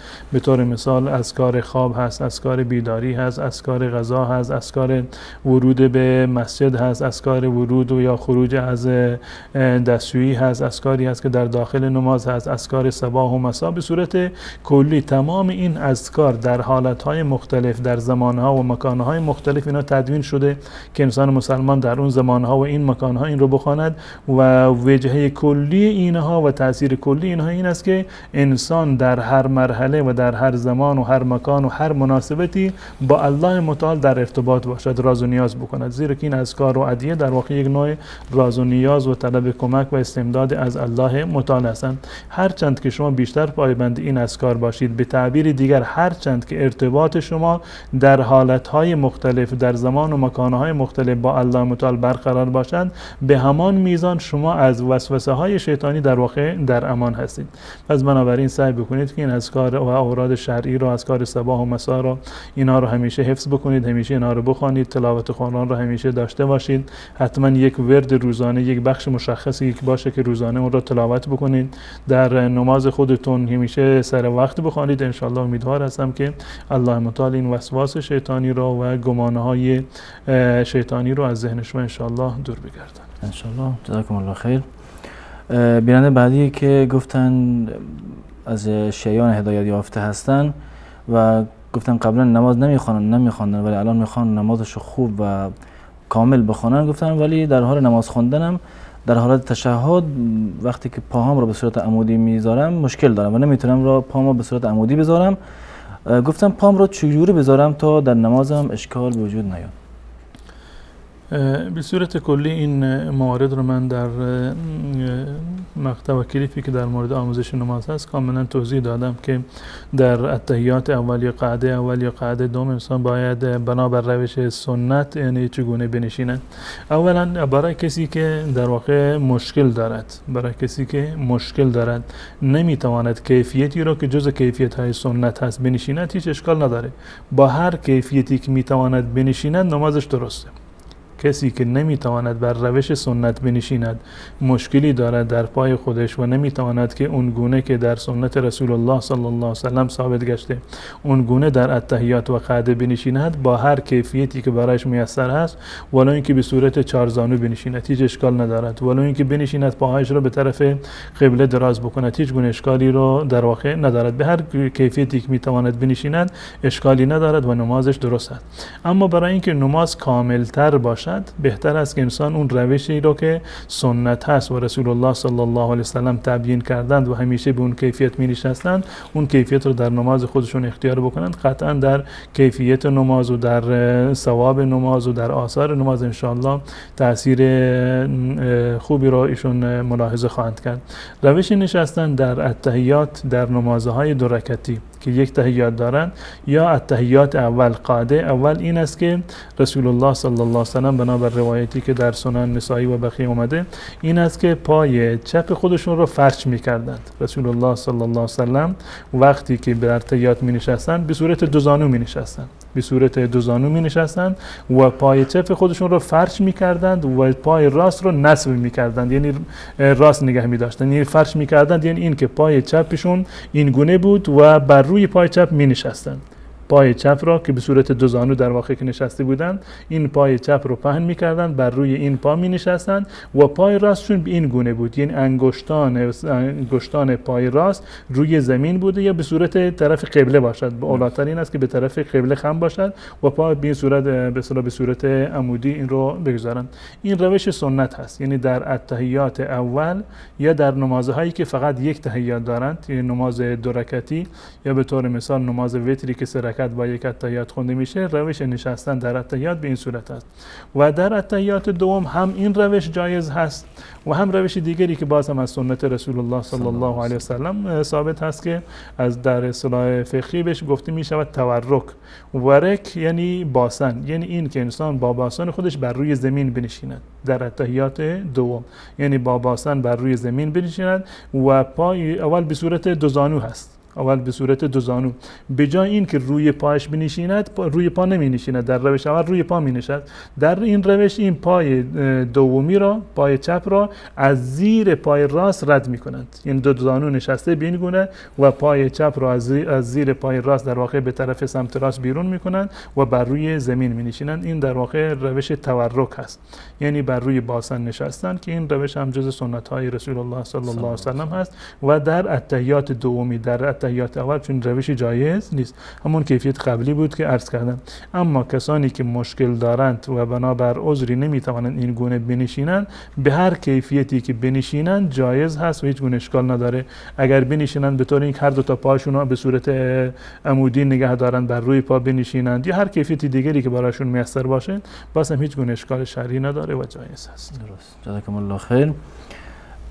و خود خواهر سوال کردن، گفتم وقتی که از سجده بلند میشم خیلی وقتا لباسم به پام گیر میکنه و باعث میشه که بیفتم، آیا اشکالی در نمازم وجود میاد یا نه؟ نه، هیچ گونه اشکالی وجود نداره، ولو اینکه فرض بکنیم که ایشون لباس زیر پاشون گیر بکنه و بیفتند اونگونه که ایشون گفتند که براش چندی مرتبه این اتفاق افتاده، اگر بیفتد به صورتی کاملا بر روی زمین در واقع بخوابد یا به پشت سر بیفتد، در هر صورت نمازش نشکسته، لازم نیست که نماز رو دوباره از سر نو شروع بکنند. همین که بلند بشوند و راست بیستند و نماز خودشون ادامه بدهند همین کفایت میکنه. نه سجده سهوی لازم هست و نه اینکه نمازشون شکسته و هیچ گونه گناهی و در واقع حتی نقص ثوابی هم در نمازشون به وجود نمیاد و نمازشون کاملا صحیح و درست. جزاکم الله خیر. بیان بعدی گفتن که شنیدن، یعنی حدیث هست که اطاعت از شوهر و انجام فرائض باعث میشه که انسان و یا زن به بهشت برود. حالا گفتن چیکار کنیم که واقعا از شوهر خودمان اطاعت داشته باشیم، در حالی که خیلی وقتها شوهرم با نامحرم صحبت میکنه و کارهایی میکنه که باعث میشه که با او دعوا بکنه. اطاعت از شوهر یک مسئله، یکی از حقوق هست، یکی از حقوق شرعی هست که بر زن در واقع لازم هست. منتها این حقوق متقابل و دو طرفی هست، ولهن مثل الذی علیهن، که زن و مرد بر همدیگر حقوق متقابلی رو در واقع دارند. هم مرد باید حقوق زن رو مراعات بکند و هم این که زن در مقابل حقوق مرد را به خاطر زحمت بیشتری رو که در واقع در زندگی و برای تأمین آسایش زندگی در واقع زحمت میکشند، این حقوق متقابل در واقع وجود دارند هستند و زنها باید سعی بکنند مانند این که مردها باید سعی بکنند، زنها هم باید سعی بکنند که این حقوق متقابل را در واقع انجام بدهند. اطاعت از مخلوق به صورت کلی، چه این مخلوق شوهر باشه، پدر و مادر باشه، دوست و رفیق باشه یا حاکم و فرمانروا باشه، در هر کسی باشه، این در دایره حریم یعنی شریعت هست. تا زمانی که اطاعت از شوهر منجر به یک امر خلاف شرع نشده باشه جایز هست، میتواند زن که از شوهر خودش در واقع اطاعت بکند در مواردی که تضادی با شریعت اسلامی ندارد. اگر میبیند بالفرض اونگونه که این خواهرمون گفتند که شوهرش با زنهای نامحرم صحبت میکند، این اطاعت نیست که زن سکوت بکند، بلکه توصیه بکند که به شوهرش که از این عمل زشت و ناجایز در واقع پرهیز بکند و نصیحت بکند یا موارد دیگری رو که صلاح میدوند و راهکارهای دیگری رو به کار بگیرد تا اینکه شوهر رو در واقع از این عملی که خلاف شرع هست، این مورد باشه یا موارد دیگری باشه، این شوهر در واقع حق دارد و وظیفهش هست که در واقع شوهرش رو، یعنی زن این حق رو دارد و وظیفهش هست که شوهر خودش رو در واقع نصیحت بکند، راهنمایی بکند. این به معنی اطاعت نیست. رسول الله صلی الله علیه و سلم فرمودند لا طاعت لمخلوق فی معصیة الخالق، اطاعت از مخلوق در حدی که منجر به اطاعت به نافرمانی خالق بشود، چون این اطاعتی رو الله متعال بر هیچ کسی در واقع لازم نکرده. به معروف و شایستگی در مواردی که جز احکام شرعی هستند میتوانند که از شوهر خودشون و باید که از شوهر خودشون در واقع اطاعت بکنند. درست. جزاکم الله خیر. در اینجا از اتاق فرمان خواهش میکنم که دوباره شماره تماس بینندگان عزیز را زیرنویس بکنم و بینندگان دوباره تذکر میدم و درخواست دارم که لطف کنید از طریق گوشی تلفن با ما صحبت بکنید و سوالاتون را آماده داشته باشین. جناب مولانا، سوال بعدی بیننده این است، گفتن که پدرشون فوت کردن و برادران کوچیکی دارن که احتیاج به کمک دارن و وقتی من میخوام به اونها کمک بکنن باز شوهرم یا شوهرشون گفتن که مانع میشن و نمیذارن این کارو بکنن. از نظر شرعی اون گونه که ایشون گفتن نیست. ایشون گفتن که شوهرشون گفته که وقتی که تو ازدواج کردی دیگه فقط باید در خدمت شوهر باشی، پدر و مادر بر تو حقی ندارند. به هیچ عنوان این گونه نیست. پدر و مادر تا زمانی که زنده هستند، حتی بعد از این که پدر و مادر از دنیا بروند، بازم بر فرزندان خودشون حق دارند. این صله رحم رو و این احسان و نیکویی رو و این دعای خیر رو باید همیشه در حق پدر و مادر داشته باشند، چه زنده باشند تا اینکه چه اینکه مرده باشند. و بر شما لازم هست اگر واقعا این خواهرمون توانایی مادی دارد میتواند که به مادرشون کمک بکنه، به خواهر و برادرهای کوچکتر از خودشون در واقع کمک بکنه، باید این کار رو در واقع انجام بدهد و این وظیفه شرعیش هست. و صدقه دادن به پدر و مادر یا اینکه اساسا انفاق کردن بر پدر و مادر و همچنین بر خواهر و برادری که کوچکتر هستند، این اگر انفاق بکند هم ثواب انفاق را دارد، هم به عنوان یک صدقه محسوب می شود و همین که به عنوان یکی از موارد صله رحم هست. یعنی دو ثواب انسان دریافت می کند، هم ثواب صله رحم رو و ارتباط رابطه خانوادگی و خویشاوندی رو ثوابش رو بهش ان شاء الله میرسد و هم ثواب صدقه رو الله متعال به اون عنایت می کند. منتها اگر این پول، یعنی یک پولی هست که پول مال شوهرش هست، پول مثلا مال شوهرش باشه، اجازه نداره که از مال شوهرش بدون رضای اون در واقع به پدر و مادر خودش یا به خواهرای خودش در واقع مصرف بکنه و انفاق بکنه. اما اگر جز مواردی هست، پولی هست که فرض کنیم از مال خود این زن هست، یا این که جز مواردی هست که شوهر به زن داده به عنوان هدیه به خود اون زن در واقع داده باشه، از این پول زن کاملا میتواند در هر جایی که صلاح بدوند یا به طور مثال از پول مهریش باشه یا هر موارد درآمد دیگری که داشته باشد آزاد هست، میتواند که به مادرشون که بیوه هست یا به برادر و خواهرای کوچکتر از خودشون در واقع کمک بکند. هیچ گونه ممانعت شرعی وجود ندارد و رضایت و اجازه شوهر هم در این زمینه لازم نیست. درست. جزاکم الله خیر. تماس بینندگان هم وصله و اولین بیننده رو وصل کنید.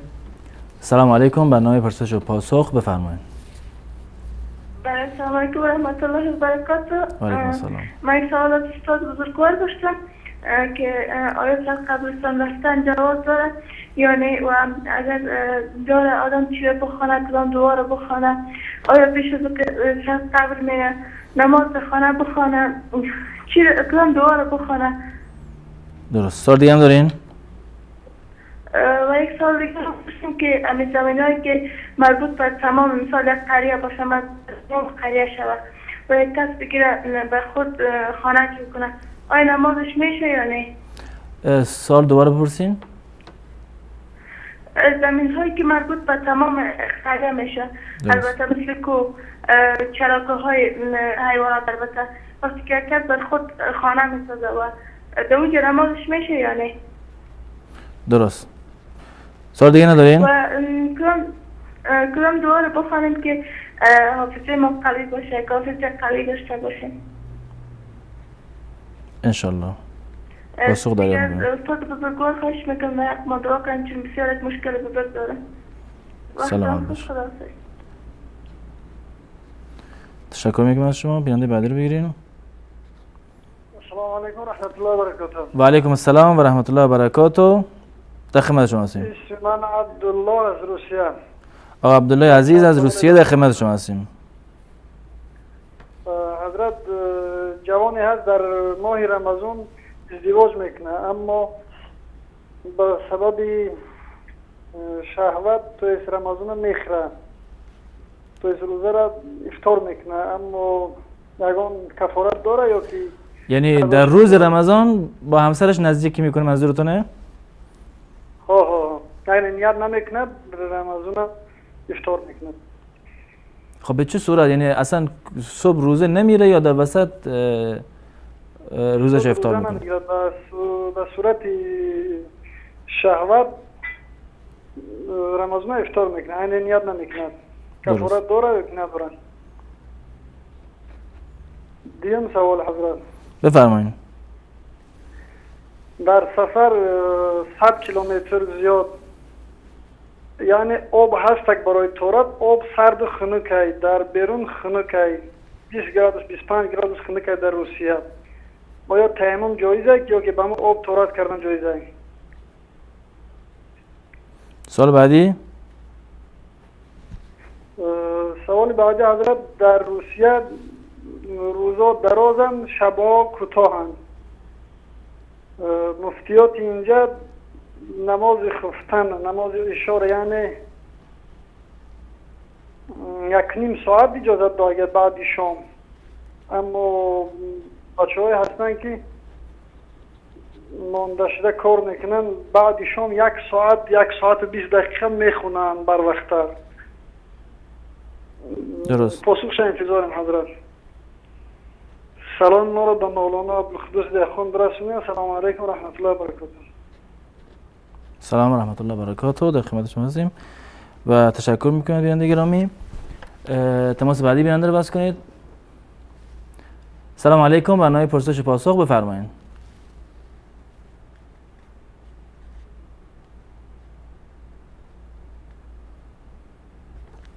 سلام علیکم بفرمایید.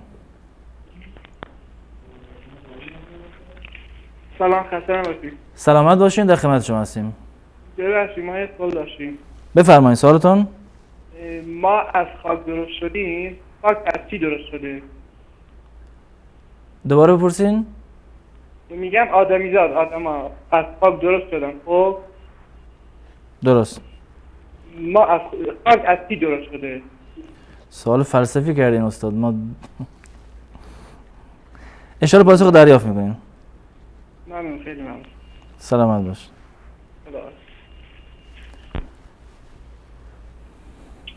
سلام علیکم. برنامه پرسش پاسخ بفرمایید. یک سوال داشته. بفرمایید سوالتون. جا طفل بند کنی توانش نداریم، طفل بند کنیم آیا گناه یا همین سوال من. انشالله پاسخ دریافت کنیم. شوهرم نمیتونه که رسانده چیزی نداریم، ما گفتیم جای اشتگه یعنی پیشبری دوا بخوریم دیگه، اشتگ نمیخوایم، طفل نمیخوایم. درست.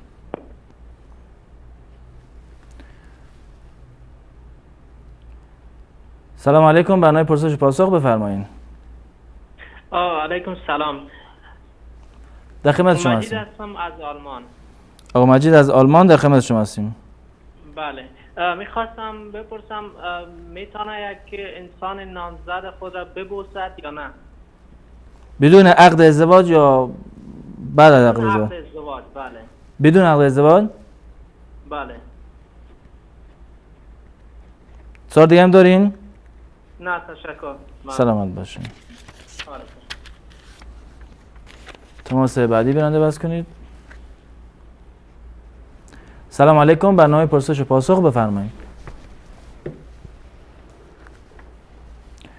سلام علیکم بفرمایید.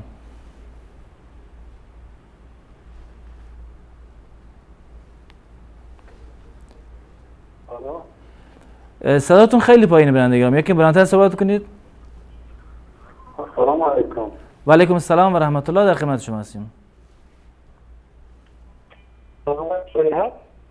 به سوال حق و منتظر سوال شرعی شما هستیم.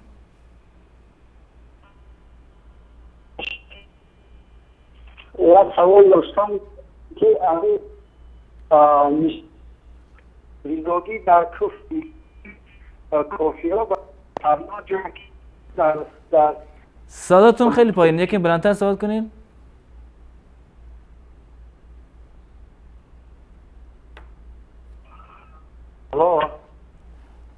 ظاهرا تماستون مشکل داره، اگر لطف کنید دوباره تماس بگیرین.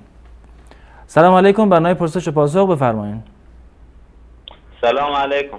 و علیکم السلام و رحمت الله، در خدمت شما هستیم. خسته نباشید. سلامت باشید. حسین از سوهل. آقا حسین در خدمت شما هستیم. دو تا سوال داشتم خدمت مولانا. بفرمایید. سوال اولتون؟ سوال این بود که ما سوال داشتیم، بعد امامی که رو صندلی جماعت بده آیا مشکل داره یا نه؟ سوال بعدی؟ سوال بعدیم که اینجا گوشتا ذبح حلالی نمیشه، آیا ما میتونیم بخوریم یا نمیتونیم؟ تشکر میکنم ازشون، انشالله پاسخ دریافت میکنید. بعدا یه سوال دیگه داشتم. بفرمایید. بعد اینکه امام ما نماز مغرب که تمام میشه، چون بچه ها میرن برای انشاد کم جمع میشن، زیاد جمع نمیشن، نمیان، میگن نماز عشا هم بخونیم بعد نماز مغرب. درست. به صورت جماعتی یعنی؟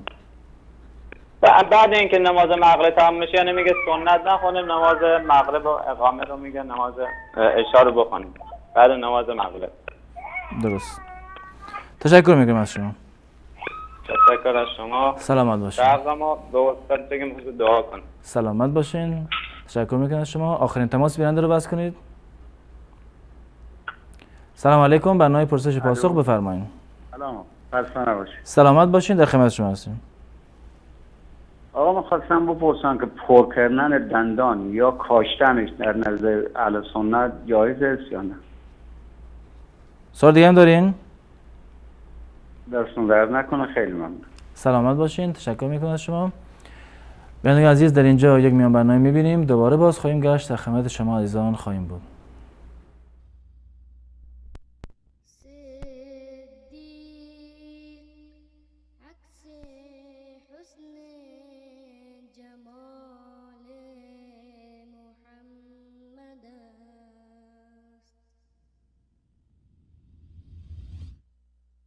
صدیق عکس حسن جمال محمد است، فاروق ذل جاه و جلال محمد است،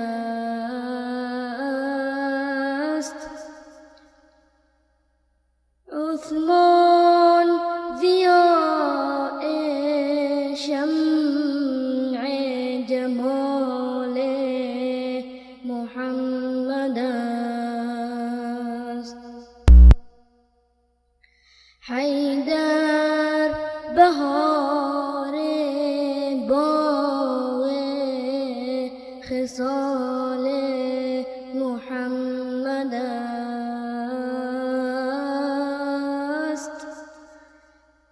اسلام ما اطاعت اصحاب احمد است. ایمان ما محبت آل محمد است.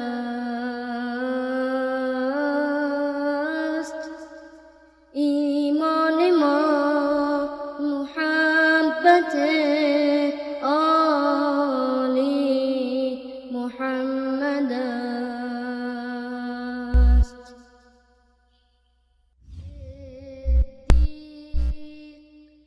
عکس حسن جمال محمد است. فاروق ذل جاه و جلال محمد است.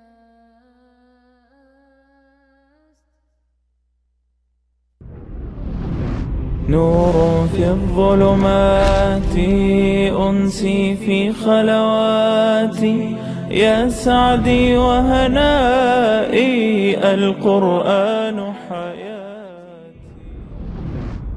والذين يرمون المحصنات ثم لم يأتوا بأربعة شهداء فاجلدوهم 80 جلدة ولا تقبلوا لهم شهادة أبدا وأولئك هم الفاسقون إلا الذين تابوا من بعد ذلك وأصلحوا فإن الله غفور رحیم.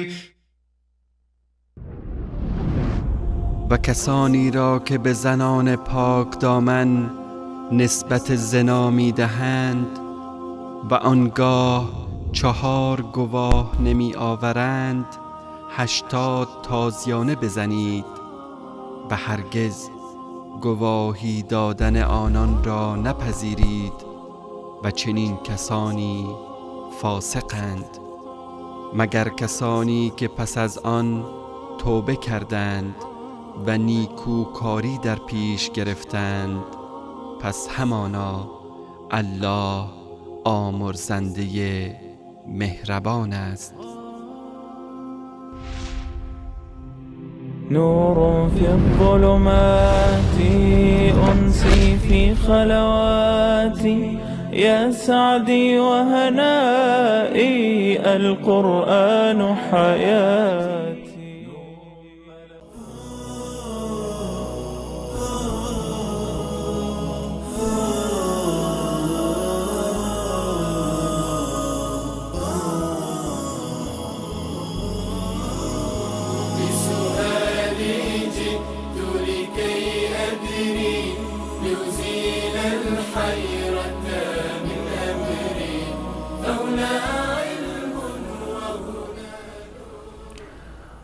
عرض سلام و خسته نباشید مجدد دارم خدمت شما بینندگان عزیز. جناب مولانا، نماز زن و مرد چه فرقایی با هم دارد بخصوص در سجده؟ در مورد نماز مرد و زن تفاوتی رو که داشته باشند روایت صحیح از رسول الله صلی الله علیه وسلم وجود نداره، با توجه به این که ازواج مطهرات رسول الله صلی الله علیه وسلم همیشه نماز رسول الله صلی الله علیه وسلم رو مشاهده می‌کردند، یا اینکه ایشون در حضور رسول الله صلی الله علیه وسلم نماز می‌خوندند و با توجه به این که زنان در زمان رسول الله صلی الله علیه وسلم به مسجد می اومدند و پشت سر رسول الله صلی الله علیه وسلم نماز می‌خوندند. با تمام این موارد ما می‌بینیم که هیچ گونه دلیل صحیحی در مورد تفاوت بین نمازهای مرد و زن در واقع وجود نداره. این از نظر دلیل و از نظر احادیث رسول الله صلی الله علیه وسلم ما نمیتوانیم که با دلیل صحیحی تفاوتی رو در میان نماز مرد و زن در واقع پیدا بکنیم. گرچه بنابر برخی از روایات ضعیف بسیاری از فقها معتقد بر این هستند که زن در هنگام سجده خودش رو به زمین نزدیکتر بکند، یعنی مثل مردها در واقع بدنش رو از زمین بلند نگه ندارد، اما این دلایل ضعیفی هستند برای اثبات یک حکم شرعی کفایت نمی کنند. پس بنابراین اصل بر این است که نماز یکی هست برای زن یا برای مرد، زیرا که رسول الله صلی الله علیه وسلم به صورت کلی دستور دادند صلوا کما رأیتمونی اصلی، مانند من در واقع نماز بخوانید. و روایاتی هم که در این زمینه وجود دارند که بیانگر تفاوت در میان نماز مرد و زن هستند، من اینها رو بارها در این برنامه عرض کردم و مطرح کردم و گفتم که این روایات ضعیفی هستند و برای اثبات یک حکم شرعی و یک تفاوت در واقع کفایت نمی کند. جزاکم الله خیر. کسی که دچار وهم شده، دچار ترس و خوف، چه درمانی داره؟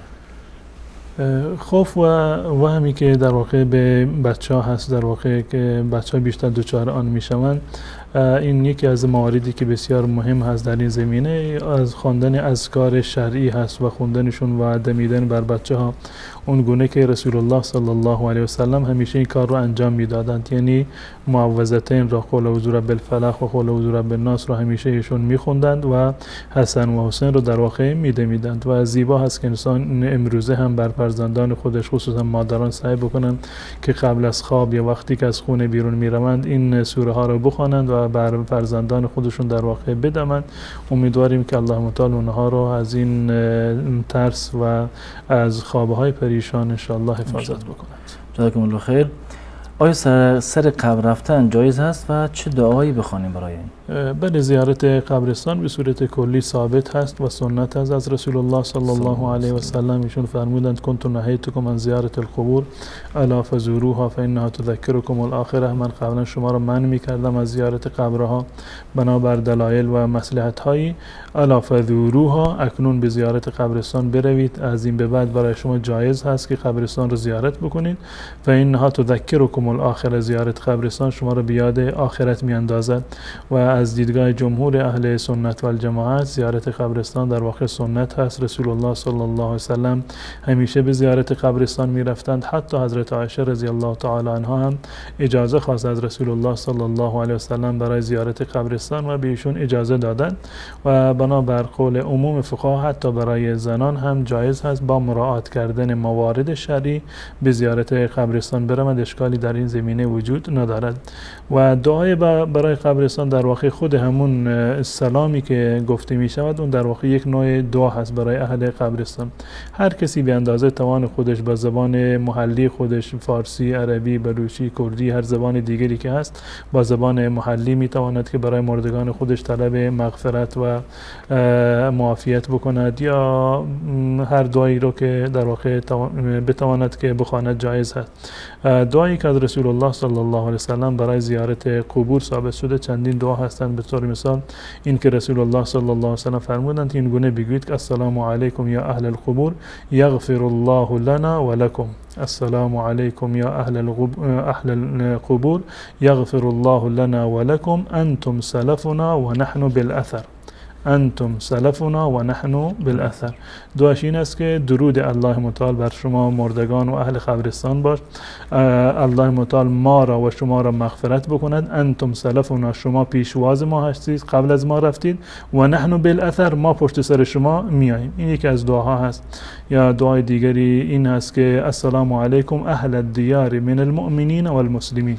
السلام علیکم اهل الدیار من المؤمنین والمسلمین. سلام بر شما، درود الله بر شما باد ای اهل این سرزمین از مؤمنان و مسلمانان. ای مؤمنان و مسلمانانی که در اینجا خوابیده اید، السلام علیکم، درود الله متعال بر شما باش. السلام علیکم اهل الدیار من المؤمنین والمسلمین و انا ان شاء الله بكم للاحقون. و انا ان شاء الله بكم للاحقون نسأل الله لنا ولكم العافیه، که ما ان شاء الله به شما ملحق خواهیم شد، از الله متعال برای خودمان و برای شما عافیت را طلب میکنیم. هم این دعاها یا هر دعای دیگری رو که انسان با زبان محلی خودش هم بلد باشه اشکال نداره، جایز هست که برای مردگان خودمان بخوانیم.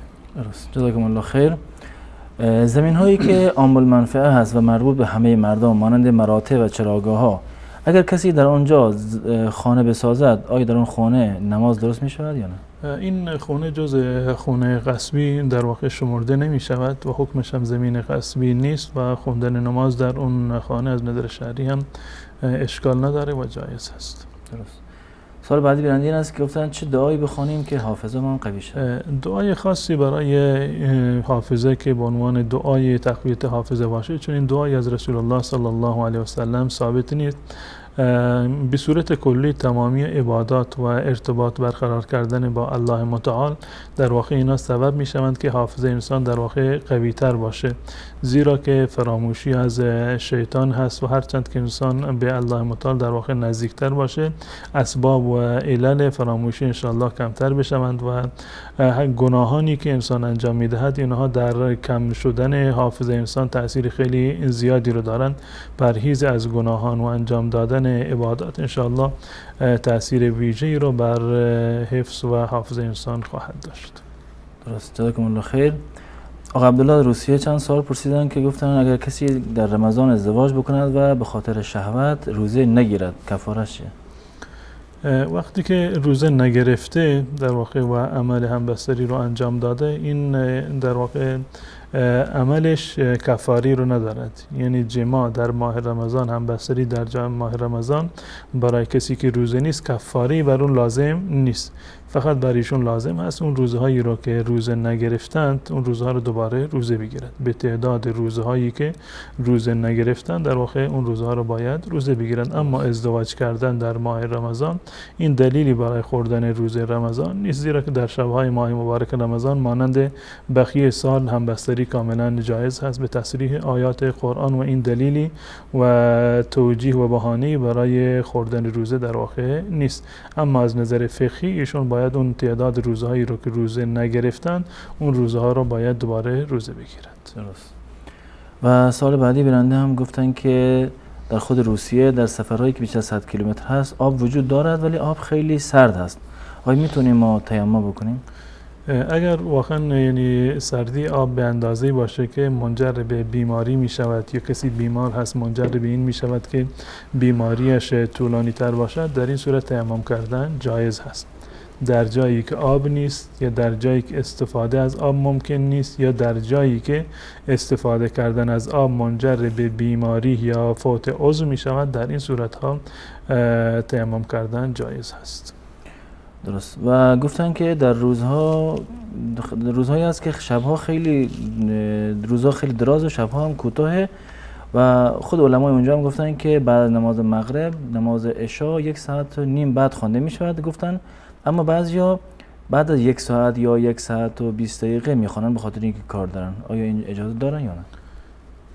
از نظر شرعی یعنی با توجه یعنی به خود افق هر جایی وقت نماز عشا زمانی شروع می شود که سفیده در واقع افق از بین برود.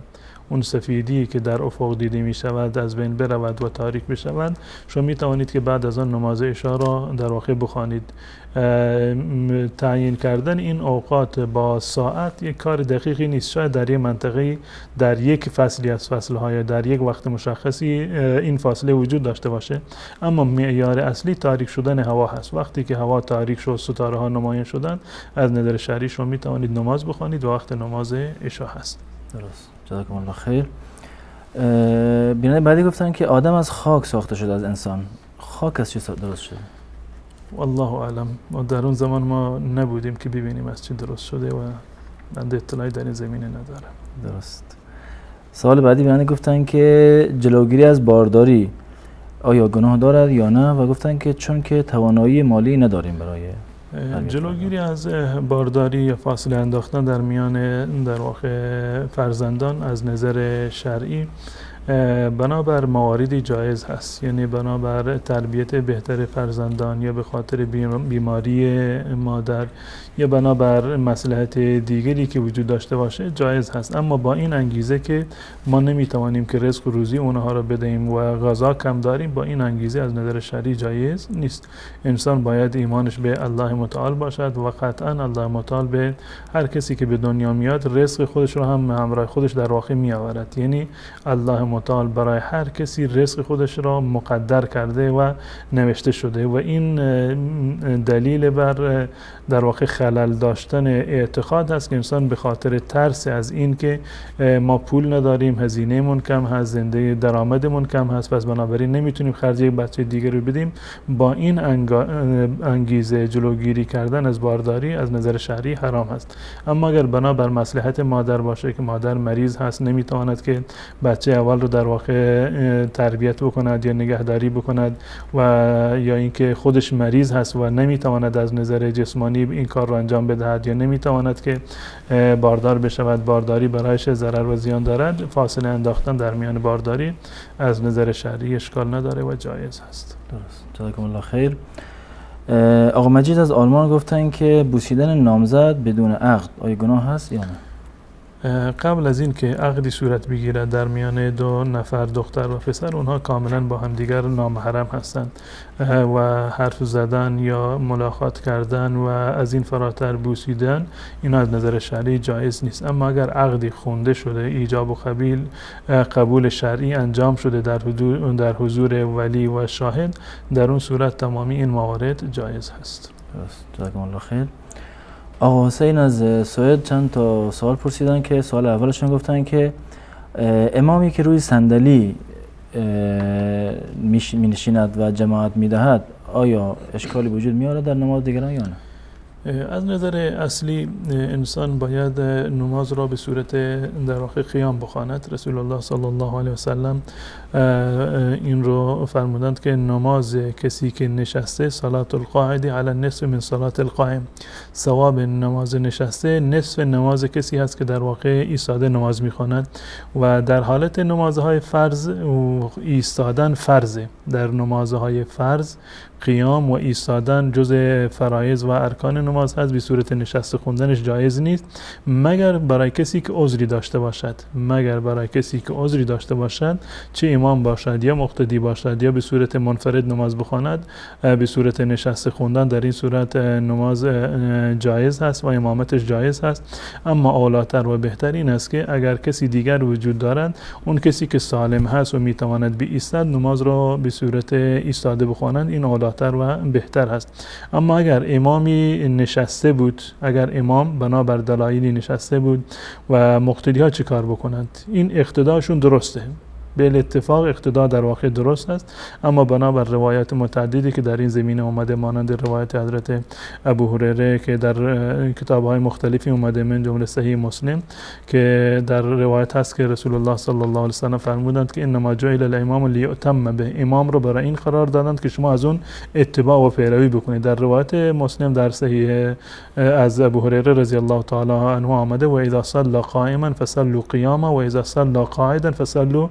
قعودا. اگر امام نشسته نماز خوند، شما نشسته نماز بخونید، اگر امام ایستاده نماز خوند، شما ایستاده نماز بخونید. این یک از مسائل اختلافی و فقهی هست که در مذهب امام احمد و امام شافعی رحمت الله علیه در واقع مقتدی هم باید بنشینند. در مذهب امام ابو حنیفه رحمت الله علیه بنابر اصلی که در این زمینه وجود دارد و امام معذور هست اما مقتدی ها معذور نیستند، باید به صورت ایستاده نماز بخونند. به هر صورت امامت کسی که روی صندلی نشسته یا بر روی زمین نشسته به خاطر عذری، امامتش از نظر شرعی هیچ گونه اشکال نداره، گرچه اولاتر و بهتر که این هست که یک فردی که سالم هست میتواند بایستد، اون در واقع امامت بدهد، اولاتر و بهتر هست.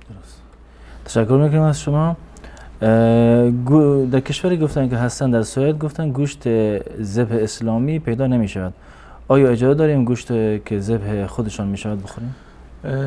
اگر حیوانی که ذبح می شود اگر ذبح هست فرقی نمیکنه، ذبح اسلامی باشه یا ذبح غیر اسلامی باشه خوردنش جایز هست، در صورتی که اون کسی که ذبحش کرده یا مسلمان هست یا اینکه اهل کتاب هست، یهود و نصارا باشه ذبح بکنن، ذبیحه اونها جایز هست. و اما اینکه ذبح بکنن، ذبح کردن به معنی بریدن سر حیوان هست. اما اگر کشتن حیوان به طریقه غیر شرعی هست، یعنی با بریدن سرش انجام نمیگیرد، مانند شوک برقی هست یا حیوان را خفه میکنن، در اون صورت خوردنشون جایز نیست. تفاوتی نداره که اون کسی که حیوان را کشته مسلمان باشه یا کافر باشه. در صورتی که سر حیوان را نبریده باشند و با شوک برقی یا خفه کردن اون حیوان را کشته باشند، در اون صورت خوردنش جایز نیست. اما اگر سرش حیوان را بریدن جایز هست، چه ذبح کننده مسلمان باشد و در صورتی که اهل کتاب باشد یعنی یهود و نصارا باشد، باز هم خوردن ذبیحهشون جایز هست. جزاکم الله خیر. سال بعدی گفتن که در اون جایی که هستن در سوئد در مسجدی که نماز میخونن، نماز مغرب که تمام میشود برای نماز عشاء جمعیت و نمازگزارها کم جمع میشوند. گفتن آیا اجازه دارن که بعد از نماز مغرب نماز عشاء را هم بخوانن؟ به صورت کلی اگر بنابر عذری باشد جایز هست، بنابر عذر اگر باشد جایز هست. به طور مثال جماعت برگزار یعنی در سفر باشند، وقتی که نماز میخونند در سفر باشند، جمع کردن بین مغرب و عشاء جایز هست. یا در صورتی که فرض کنیم طوفان باشد یا اینکه باران شدیدی باشد، جمع بکنند در میان مغرب و عشاء، در این صورت جایز هست، اشکال شرعی نداره. اما بدون عذر به خاطر اینکه در نماز عشاء جماعت کمتر میشود یا بعضی سر کار میروند، به این بهانه و با این عذر جمع کردن بین نماز جایز نیست. همون جماعتی ولی اینکه 2 نفر هم که باشن در مسجد بخونند، بعد اون جماعت در مسجد برگزار بشوند. کسانی هم که نمیتوانند به مسجد بیان، حداقل در محل کارشون یا در خونه خودشون باید اون نماز را سر وقت بخونند. جمع کردن بین مغرب و عشاء به بهانه این که در نماز عشاء جماعت کمتر می آید، به این بهانه جمع کردن جایز نیست. درست. جزاکم الله خیر. پر کردن یا کاشتن دندان از نظر از اهل سنت جایز است یا نه؟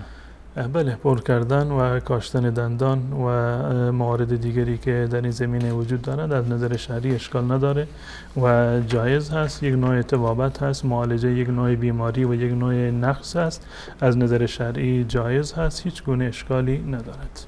درست. جزاکم الله خیر. کسی که نماز را نمیخواند چه عذابی برایش مهیا شده است؟ برای نماز ما اینو میدونیم که بارها رسول الله صلی الله علیه وسلم در احادیث متعددی مانند حدیث صحیح مسلم ایشون گفتن ان بین الرجل و بین الکفر و الشرک ترک الصلاة، یعنی نماز در زندگی انسان خیلی اهمیت دارد. در میان احکام شرعی و رسول الله صلی الله علیه وسلم مرز کفر و شرک را با انسان در واقع همین نماز معرفی کردند، یا روایات دیگری در این زمینه وجود دارد. و در مورد عذابش یا در مورد سنگینی گناهش همین بس که الله متعال در سوره ماعون میفرماید که فویل للمصلین الذین هم عن صلاتهم ساهون، وای بر نمازگزارانی که نماز خودشان را فراموش میکنند. نگفته اون کسانی که نماز نمیخوانند، نمازگزار هستند اما نماز را فراموش میکنند، سر وقت نمیخوانند. بنابر تفسیر بسیاری از مفسرین ویل یک رودخانه در جهنم هست و این یک نوع تهدیدی هست الله متعال برای کسانی این رو مطرح کرده که نمازشون رو در واقع سر وقت نمیخونند، چه برسد به این که در واقع به صورت کلی نماز نخونند.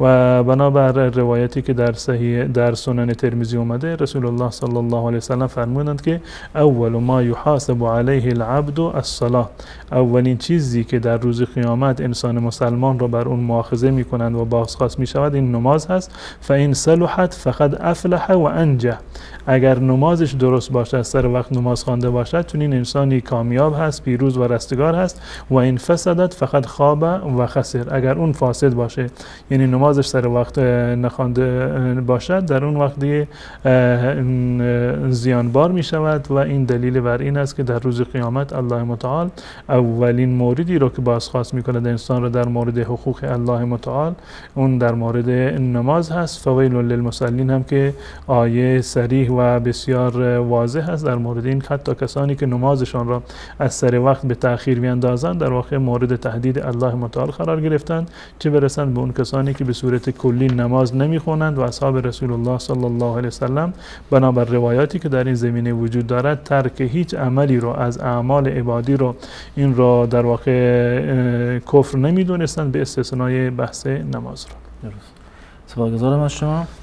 بیننده بعدی گفتن که لطفاً در مورد نماز ضحی یا همون چاشت توضیح مختصری برای ما بدهید.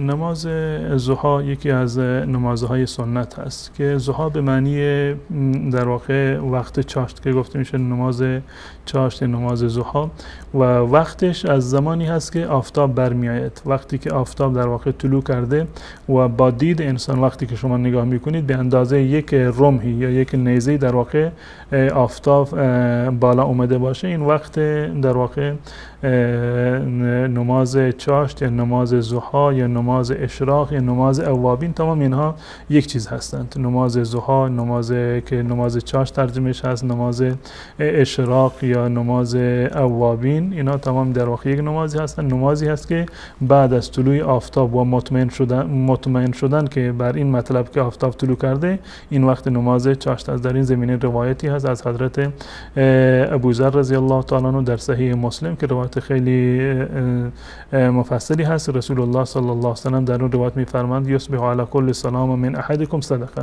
که در هر صبحی که شما بیدار میشوید بر هر بندی و مفصلی از بندهای بدن شما یک نوع صدقه هست. رسول الله صلی الله علیه و سلم در ادامه فرمودند شما بگید که سبحان الله این یک صدقه هست، بگید الحمدلله یک صدقه هست، بگید لا اله الا الله یک صدقه هست، الله اکبر گفتن یک صدقه، امر بالمعروف صدقه و نهی عن المنکر صدقه.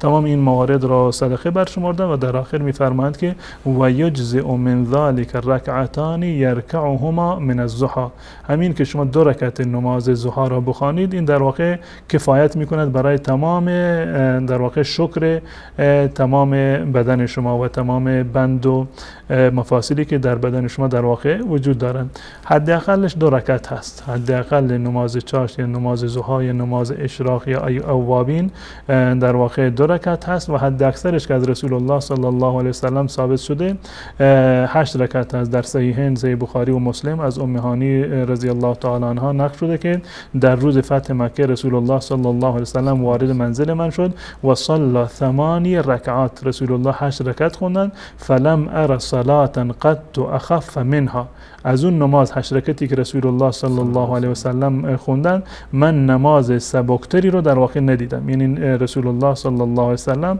اون نماز را خیلی شتابان میخوندند، یعنی سبک میخوندند. منتها در ادامه روایت اومده غیر انه یتم الرکوع و السجود، منتها رسول الله صلی الله علیه و سلم رکوع و سجودش در واقع کامل بود. این که رسول الله صلی الله علیه و سلم نماز را شتابان خوندند یا سبک خوندند معنیش این نیست که رکوع و سجدهش کامل نبوده، بلکه رکوع و سجدهش به صورت کامل در واقع خوندند. پس بنابراین حداقل نماز چاشت یا ضحی یا نماز اشراق 2 رکعت هست و حد اکثری که از رسول الله صلی الله علیه و سلم ثابت شده 8 رکعت هست و وقتش بعد از طلوع آفتاب هست. درست. جزاکم الله خیر، خسته نباشین. وقت برنامه تمام شد. تشکر میکنم شما. از بینندگان عزیز نیز تشکر میکنیم که تا این لحظه با ما بودند و در اینجا به پایان برنامه رسیدیم. تا یک دیدار دیگر همه شما بینندگان را به الله متعال میسپاریم. السلام علیکم و رحمت الله و برکاته.